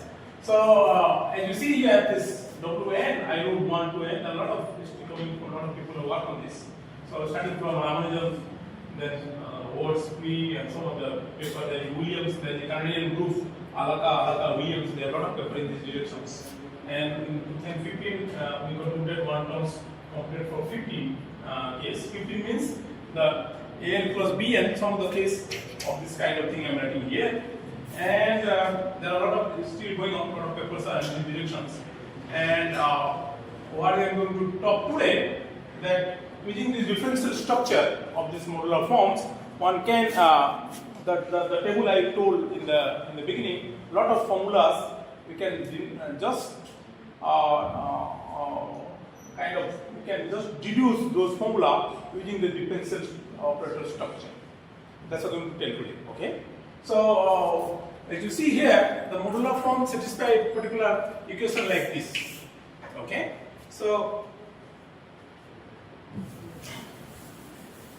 if you see, you take the derivative of these forms. Okay, I get this particular. This is just easy to find this. Once derivative this functional equation d by dz, I get details like this. But modular form means something like f primes behave like this. So if this error term is there, yes. If this error term would not be there, then this can be a modular form with k plus 2. But the error term coming from here because of the differential operator. But one can use this differential operator to produce modular form of the higher weight. And that's the idea of Ramanujan actually. And left hand called the same derivative. So we can use this E2 that I told E4, E6, and also E2. One can use these modular forms. Then basically f is modular form with k, take the derivative, and you use the E2 and take the f, then this error term cancel. Okay? In the common terms. So basically this becomes a modular form with k plus 2. Okay, so I have a modular forms. The derivative is not a modular forms. There is error term coming. To cancel the error term, I use this extra factor here, extra things here. I take the minus of that, and then you see that both the combination you use these functional equations. Then those error term cancel finally, and you get a modular form with k plus 2. So basically, this is operator. This is operator from the space of modular forms to the space of modular form with k plus 2. So f going to that particular expression I wrote here, derivative of f minus e2 by 12 k by 12 e2 and f square. Okay. So and this is a linear map. Okay. One can also give a vector space structure here. One can also vector structure here. There is also inner product one can define that make this space to be Hilbert space. Similarly, the inner product structure here, there is Hilbert space. So we have a map from Hilbert space to other Hilbert space, and this is a linear operator. So one can ask a lot of questions in the Hilbert space or in the algebra setup. Yes. All right. So, for example, the theorem we proved actually is a simple extension of the same theorem. Basically, we proved that we have a modular form, so with k not in the level, the SL2G means the one level, but I can generalize to the any n level with character. Then that one can still apply this operator and create modular forms in the higher level, and that may be still linear. That may be still linear. And you can see here, just to have modular forms, I apply the operator. I get a form on the higher weight. Then I have this fundamental vector space. I can get a basis. I have to construct that through some way. Yes. Once you construct the basis, then I can write this as a finite linear combination of the basis, because this is a finite vector space. I can write these Fourier coefficients both sides, and two power series are equal if they are all Fourier coefficients are equal at every level, every steps. I can use that, and I can see that the form I wrote here, the convolution sums here, exactly appears as Fourier coefficients in this one, E2, EK. Yes? So there's the terms for 1, k minus 1 and the Fourier coefficient. Other term I can take the other side, and I can get a formula in terms of this. Okay, boundary numbers appear in the Fourier coefficient of EK, and some formula like this. And I have this coming from the other coefficient coming on the basis vectors. Okay, it's just a linear algebra actually once we have the structure. So then if you write the left hand side and right hand side, compare the Fourier coefficient, exactly I get a for W1 k minus 1 n in terms of the boundary number and sigma k function. And there are other terms coming here, that the Ramanujan error terms come from here. So basically this is general terms one can apply for sigma 3, sigma 5, whatever k you use. Whatever k you use, you can take this k and one can find this formula for that. And this basically generalized a lot of papers that I mentioned in the table in terms of just using the Ramanujan state derivative. And there are other applications. I think my time is over, I guess. 20 minutes. No? It's okay. Okay. So let me similarly you can generalize other papers using differential operator. I'm not going to detail on that. But let's come back the application part why we're interested on this. Yes. Okay. we have formula for that. Let's go back to these applications. Yes, okay. So why you interested on this convolution sums? Earlier I told you sum of 4 squares, but suppose you have a quadratic forms like this. I have a quadratic forms of the 2k variables. And suppose I know, for example, k equal to 4, I know that the number of way I can write n in terms of this quadratic forms looks like 12 sigma n minus 36 sigma n by 3. And I can use this formula to get a formula for SA in the same fashion using these higher convolution sums. And something more, there are other quadratic forms. I can make some certain duplications, and or I can increase the number of variables. Okay, I can increase the duplications here, or I can increase the variable. One can, if you want to compute the number of way and dependent sum of this kind of quadratic forms, then certainly you have to compute this higher dimensional convolution sums. And once you have to compute the higher dimensional convolution sums, one can put this to get certain formula for this quadratic forms. Okay, and I think I'll here, and there are 2 papers. Basically, these papers appears in the Ramanujan journal. We try to generalize a lot of whatever known information for the individual cases that we build up in the structure within differential operator and try to put this theorem here. Okay, thank you very much. I think I'm sorry for the some time. Any questions from the audience? Please. Yeah.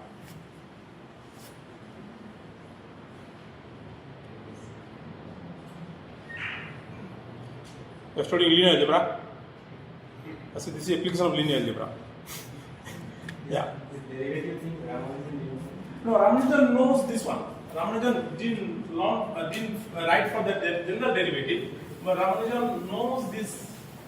Ramanujan knows because of this e2 prime minus some e2 square something constant looks like e4 from particular case. Similarly, e4 prime some constant times I think what is that? E4 e2. I think E6, some constant, I don't know for it, but he computed this E2, E4 derivative, and this say write down in this general format. So these are Ramanujan's arithmetic actually for E4, E6, but he wrote down in terms of power series, and this general form given by say, that's what we call Ramanujan's say derivative. Yeah, but Ramanujan only has some idea. I have a query. Yes, sir. Has it an application in probability theory? Because you see, just when you consider the polynomials as the random polynomials, and where the coefficients follow different types of probability distributions, we count the average number of zeros and distribution of zeros also. Yeah, so there is something called separated distributions of the not the polynomial, but I think it's separated polynomial also there is normalized that there is a link to the probability separated distributions coming from the modular forms. But I don't know whether this makes sense to your question or not. But certainly these coefficients, also one can understand these Fourier coefficient ANs, how they are distributed. No, I have seen other two books on probabilistic number. Yeah, probabilistic number theory. Yeah, that's what So making the query. yeah, probabilistic number theory of this Fourier coefficients has a lot of things about the probability things. Our AP values are red. Okay. AP values are real. We really go. Yeah. Now this coefficients has a lot of real probability. Yeah. Sir, Okay. Okay. How complicated does it become when we take higher derivatives? It follows certain patterns. It's not complicated. Yeah, one can taking one derivative, but you can go to higher derivative also, but it satisfies certain patterns. Yes. Sir, are there any simple looking modular form of derivative? Like, are there any simple looking examples of modular form of any? They are finite dimensional. They are all. There is no more. The phone I wrote na series. Simple expressions. They are simple expressions. But it's infinite series. But you see, there are finitely many. For example, if you take E4, dimension is 1, 8 dimension is 1, 10 dimension is 1, 12 dimension is 2, up to 24 dimension is 2. So the dimension is not much, but the examples are complicated. Yes, this looks like infinite. They see Ramanujan was he knows how to do infinite things. Yes. He was called the man who knew it. Exactly. But they have structure. And once you understand structure, they become your finite dimensional linear algebra. Thanks. Yeah. Okay, I think there is no more. So let us thank Professor Guna.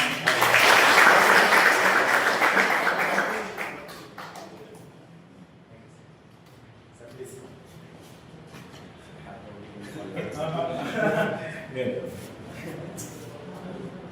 Okay, thank you very much.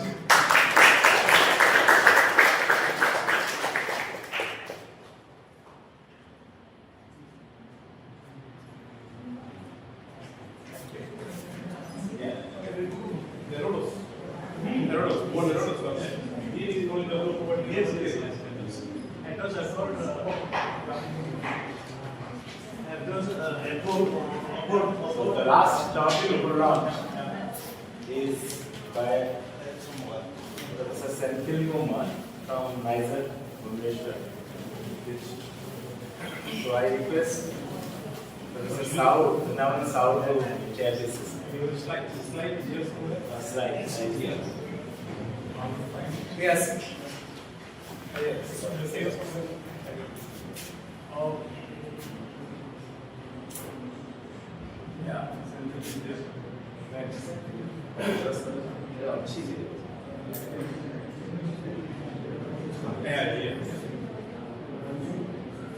Tradition and aspirations turn into achievement where knowledge meets tradition. As we move forward through the lush green campus, we approach a hub of mathematical excellence. Our Department of Mathematics, a hub of mathematical established in 1969. The Department of Mathematics established in 1969. Strength. The Department of Mathematics advance in the frontiers of mathematical research, shaping young minds and advancing the frontiers of mathematical research. Numbers tell stories, and every theorem unravels a new possibility. Numbers tell stories, and every theorem unravels a new possibility.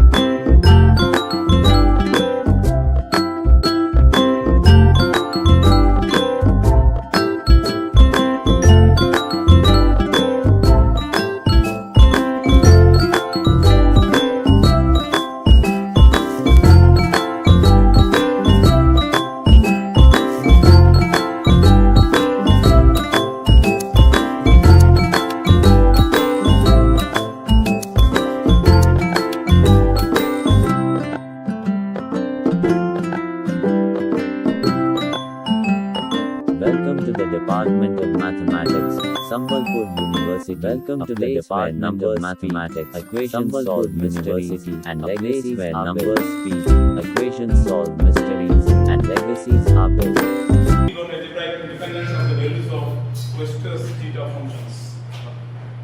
Thanks for the introduction. I thank Professor Rai and other organizing member for the invitation to speak here. So, the title of my talk is algebraic independence of the values of Weierstrass zeta function. So, I will start with the definition. So, the Weierstrass zeta function is a function on the lattices. You fix any lattices on the complex number. This means that you take any R basis of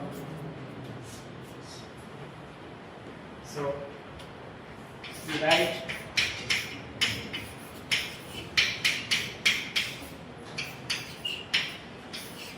direct sum and take the integer linear combination. So if you fix a R basis for C and take all the integer linear combinations a lattice. So for each such lattice, we are going to associate a function, the Weierstrass singular function, which is defined by this infinite sum, 1 by set, the summation, where omega values for all the non-zero elements of omega, 1 by z minus omega, 1 by omega plus z by omega. So infinite sum which converges absolutely on the entire complex plane except the points of omega. So it's a meromorphic function. It has a single pole at each point of omega. So I wanted to emphasize here that it's a function of the lattice omega. For example, if you take a lattice, the lattice of Gaussian integer, and the lattice of z plus zi square root 2, both forms a basis. So you can take this one I. This is also our basis of C, and this one I square root. So this is also our basis. I have two R bases and I get two zeta function, but these functions are different. So don't think that there's only one function. So we have a collection of functions. So we wanted to study for each such function. What can we say about its values? For example, if you have a complex number alpha 1 up to alpha n, I wanted to check whether this alpha 1, alpha n satisfies any equation of this form if E belongs to polynomial with rational coefficient. Okay, so this is my problem that we are going to address today. Of course, it's not completely solved. We are going to discuss some cases for which we can answer some positive answers. So in studying such questions, the invariants of this omega plays an important role. So the invariants are defined by this infinite sum. And we will come back to this G20. It's not a random number. It's some complex number with some extra properties. And you should ask me why these kind of functions are important. So these kind of studies are motivated by the exponential function. So you take the classical exponential function, which is defined by the infinite sum.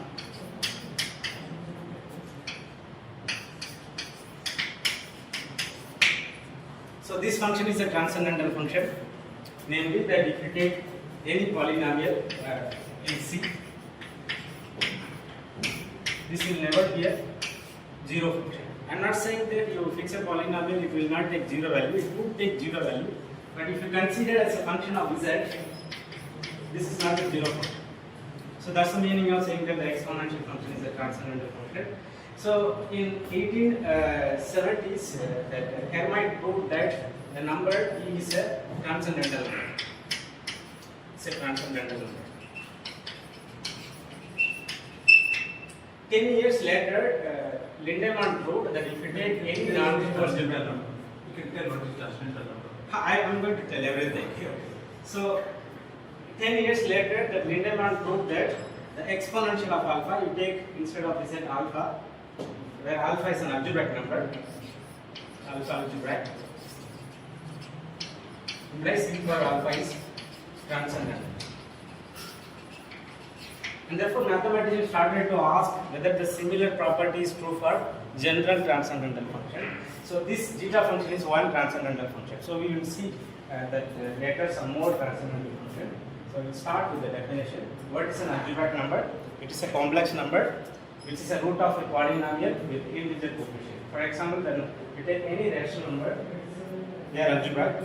The p by q satisfy this polynomial. The coefficients are integer. And similarly, the square root is an algebraic number. It's a root of this equation x squared minus 2.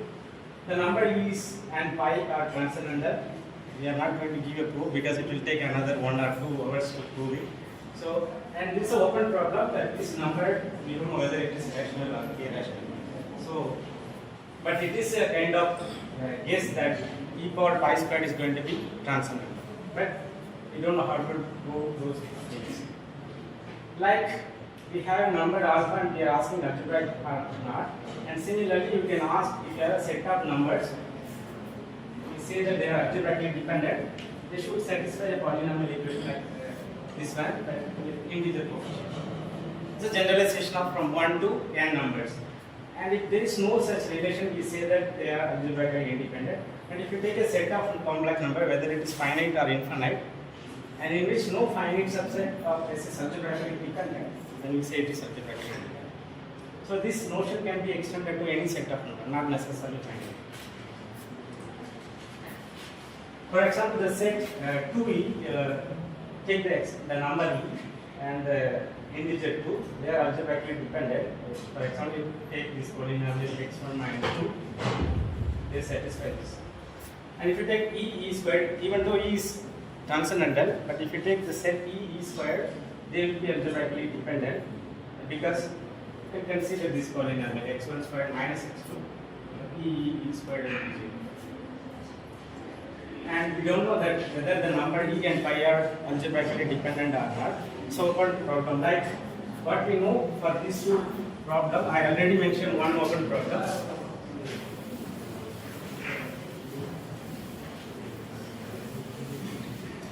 So the following two statements are equivalent, that e and pi algebraically independent.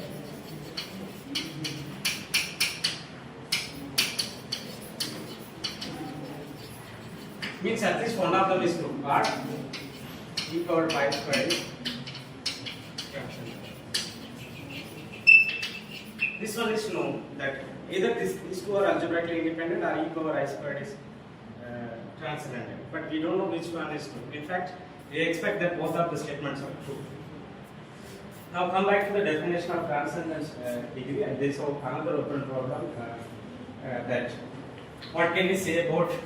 It's a theorem of Nestor and Moore. It says that this e power pi and e power pi, they are algebraically independent.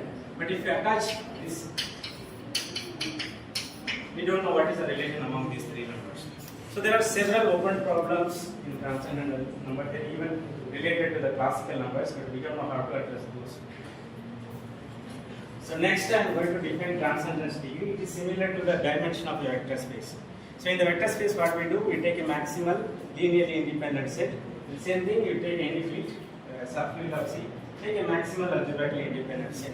Like in the case of vector space, we prove that any vector space, the dimension is unique, whether it is finite or infinite dimensional.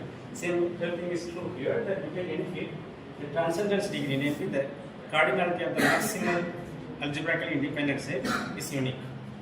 Of course, cardinality, you shouldn't think, for example, if you take these two sets, n and n plus n, there is a bijection. But if you look at cardinality, they have different cardinality. So don't think that if you have set with infinitely many elements, the transcendence degree will be same. Though infinite, the transcendence degree will be different. If you denote this one is by, I think the symbol is some alpha naught or something. So this cardinality will be alpha naught squared. So the cardinality, in that sense, the transcendence degree is uniquely determined. So take this set e squared, e cube, and consider the field extension generated by these three numbers.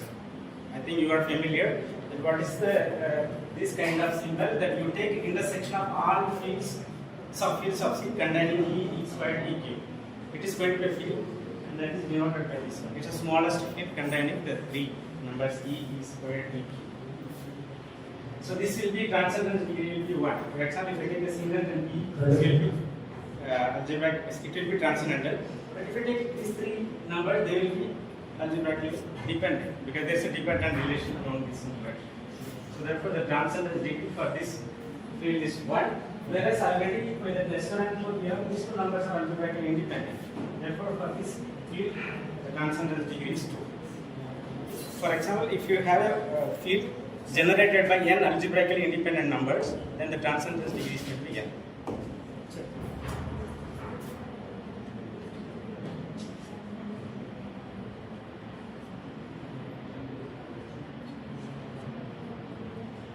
Can you hear me? Fine.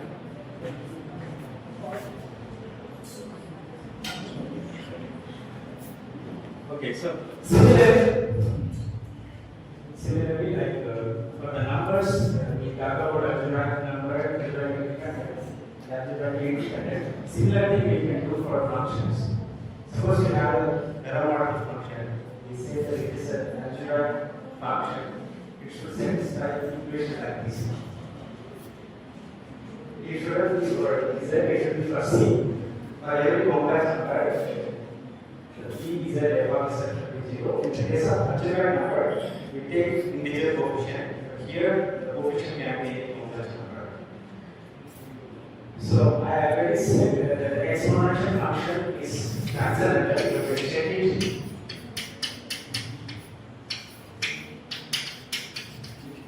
e power is the transcendental function. The proof is quite tricky that you have to use the periodicity properties of the exponential function. Suppose if this is not an algebraic function that is always transcendental.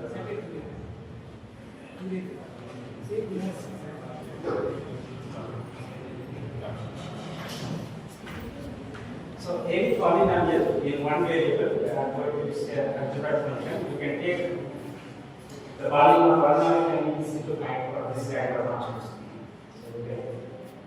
So this is an algebraic function and e power is a transcendental representation. So the transcendental number theory, the branch of number theory, that's the subject I am working. So it investigates the properties of transcendental numbers and the values of transcendental aromatic number.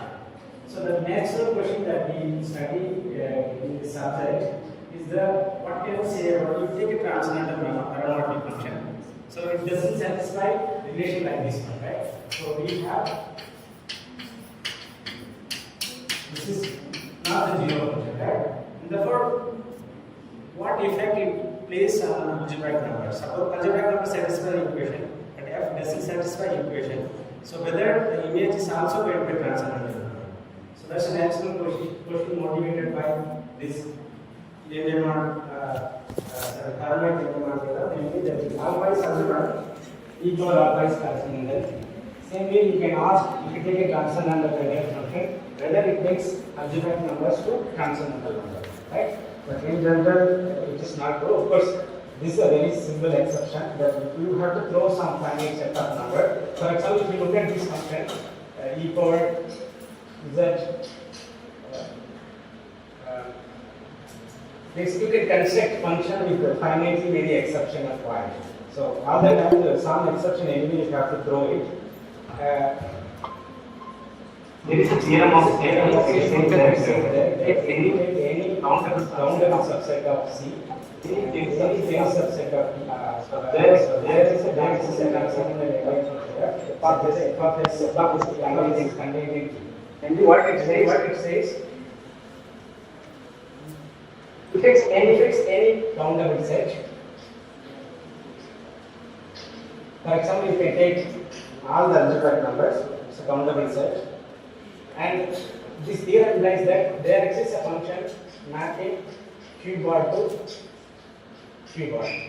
Because q bar is tens. For example, if you take just q of I, so this will be a tens.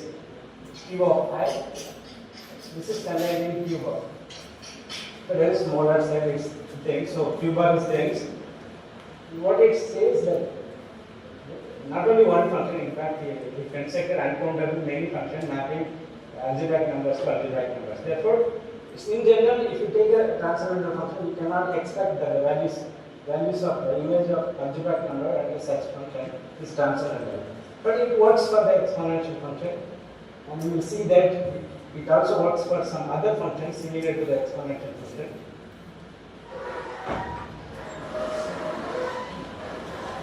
So there is a general theorem of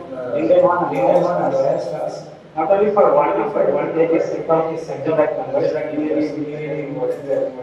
then the values e power alpha, they are algebraically over the.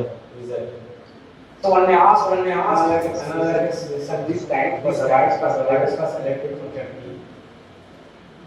So this problem is solved partially by So let me illustrate these three functions. I already find the virus data which is the beginning. So fix in the beginning. The sigma is as a property that vanish simple zero each point of For example, if you exercise that is and if you are familiar with the complex analysis, then there is Weierstrass. Says that you can express any know the set of the set and express. This exactly says the seamless product you can expect. So this is sigma function, and the zeta function is the logarithmic derivative of the sigma function. You see.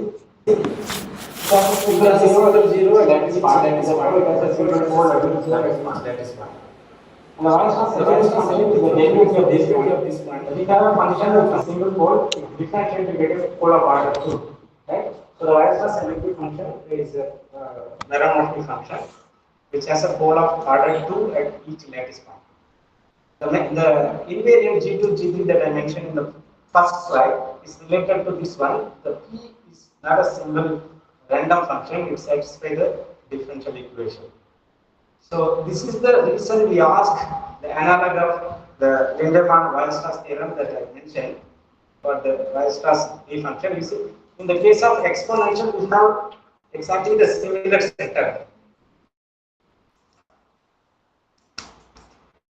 For the exponential function, we have very simple differential equation. But here we have a differential equation of order 2. P prime also comes in the picture, and P comes with degree 3. And there are some other properties that we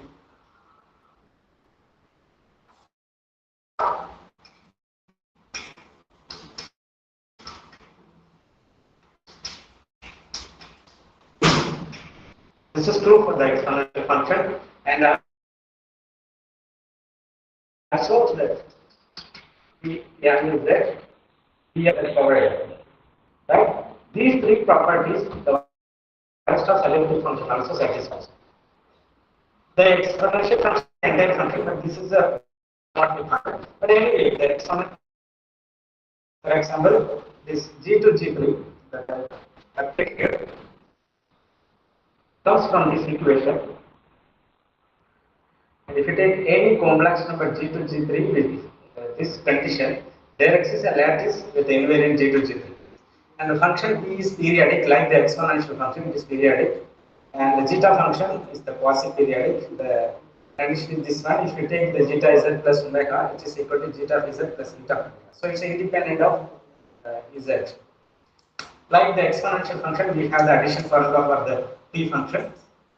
There is an extra term. It's not that simple like the exponential function. The zeta function also have the similar addition formula. You see, this zeta function and the P function play exactly the same kind of roles the exponential function plays. Therefore, one can ask similar kind of theorem, like whether if you take an algebraic number, whether e power alpha, the P alpha is transcendental. And similarly, if you take an algebraic number, whether the zeta of alpha is transcendental. These are natural questions, right? The first and similar relation that the multiplication formula is true, and for the zeta function also this we have the differential equations. In the case of the exponential function, we have a very simple multiplication formulas, but in the case of P function, there are several equations like this. For that, I will introduce the notion of ring of endomorphism. You collect all those complex number lambda, such that lambda omega is contained in omega. So this will form a ring. For example, if lambda 1 and lambda 2 is there, lambda 1 plus lambda 2 will be there, as well as lambda 1, lambda 2 will be there. So it's going to be a ring, and you are inside the complex number. It's an integral domain. Therefore, you can take the field of fraction. So this field of fraction is called the field of endomorphism for the ring for the function p of z. When we say that the lattice that we started with as complex multiplication, the field that k that we are having should be different from q. Otherwise, it is a non-CM lattice. For example, if you take this lattice z plus zi, this is going to be a CM lattice, and if you take this one z plus zi phi, it's going to be a non-CM lattice. So it's an easy rule to check. Just to take the quotient, if you get an imaginary quadratic number, you get a CM lattice. If you're not getting an imaginary quadratic number, you get a non-CM lattice. So I is an imaginary quadratic number, so you get a CM lattice. So similar to the Lindemann-Weierstrass theorem that we seen earlier, that it should be alpha 1 up to alpha n. So what we see earlier, that if alpha 1 up to alpha n are algebraic number linearly independent over 2, then E alpha 1 up to E alpha n they are algebraically independent. That's what Lindemann-Weierstrass theorem. Similar theorem is true for the P function also, but here the full theorem is true only to have a complex multiplication. So otherwise, we have only n. Still, we don't know exactly the setup of Lindemann-Weierstrass theorem for the Weierstrass P function. Because still some work needs to be done. And therefore, as I mentioned earlier, that the zeta function has similar property like the P and the exponential function. Therefore, one can ask,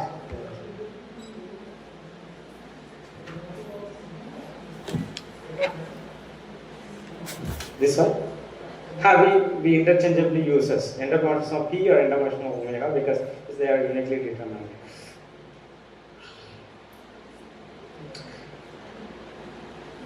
So we can ask, since B and zeta have similar properties, one may ask an analog of Lindemann-Weierstrass theorem for zeta. However, that this problem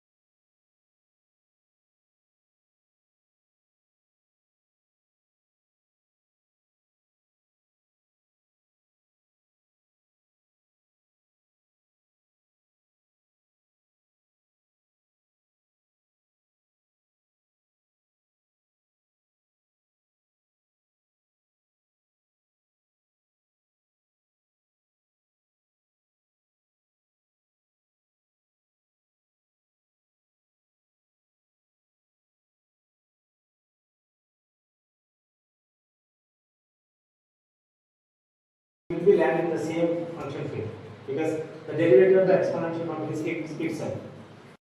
The same thing for the P function. If you attach all the derivative, the P and P prime have the some polynomial relation, right? So therefore, in this case, the function field, for the function field also you can define the transcendence degree. It is going to be 1. It is generated by P. But for the zeta function, the P function comes because the zeta prime is minus P. Therefore, the zeta and P comes, and this field has transcendence degree 2. And therefore, anything that you do for P function, the value is going to be somewhat slightly algebraically independent with the values of zeta. That's what it predicts. Therefore, you cannot deduce directly from the whatever the result we do for Weierstrass P function. So in this direction, there are conjectures. It predicts that if you take the G2, G3 algebraic, then the zeta of alpha is going to be transcendental for any non-zero algebraic number alpha. And similarly, if you take the alpha 1 alpha n algebraic number linearly independent over K, then these numbers are algebraically independent over K. But we don't know any one of these conjectures. But I was mentioning every time the open problem, you shouldn't expect that we don't know anything about the zeta function. There are some results that Snyder proved in 1936 that if you take G2, G3 algebra, then for any u not in omega, we have to avoid points of omega because they are poles.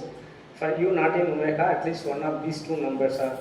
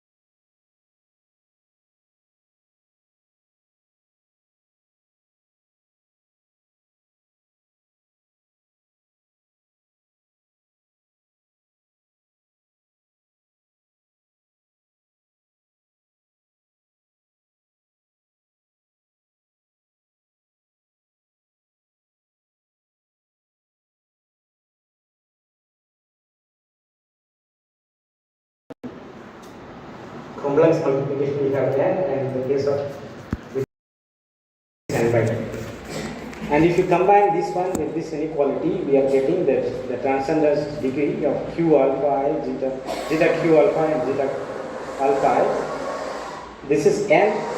I'm just combining this inequality with this one, so I get n if it is a complex omega has a complex multiplication, and if omega doesn't have a complex multiplication, then we get n by 2. So in this way, at least we get that.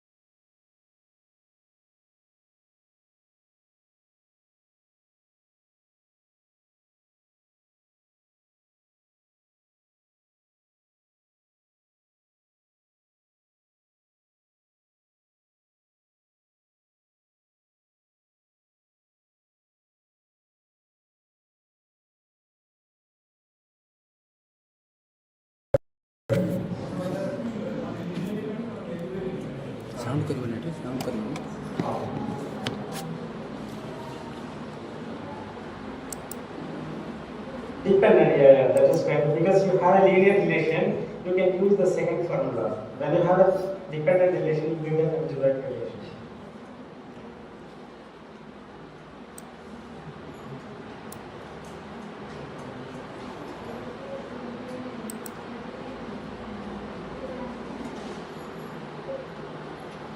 Like sometimes we don't know exactly the application. One reason is this one, that you have set of transcendental number, it is uncountable. But I give several examples of algebraic numbers, but I was not able to give examples of transcendental number. So we wanted to generate more transcendental number as a values of transcendental function. So it's not, if you are defining a series, it's not natural to say that this is transcendental or not. We don't have any method like that. But for the exponential function, we have some kind of idea that when you plug algebraic number, you get transcendental number, non-zero algebraic number. Also that if you plug alpha 1, alpha n linearly independent, then you get algebraically independent number. So that's the way you are getting more and more transcendental.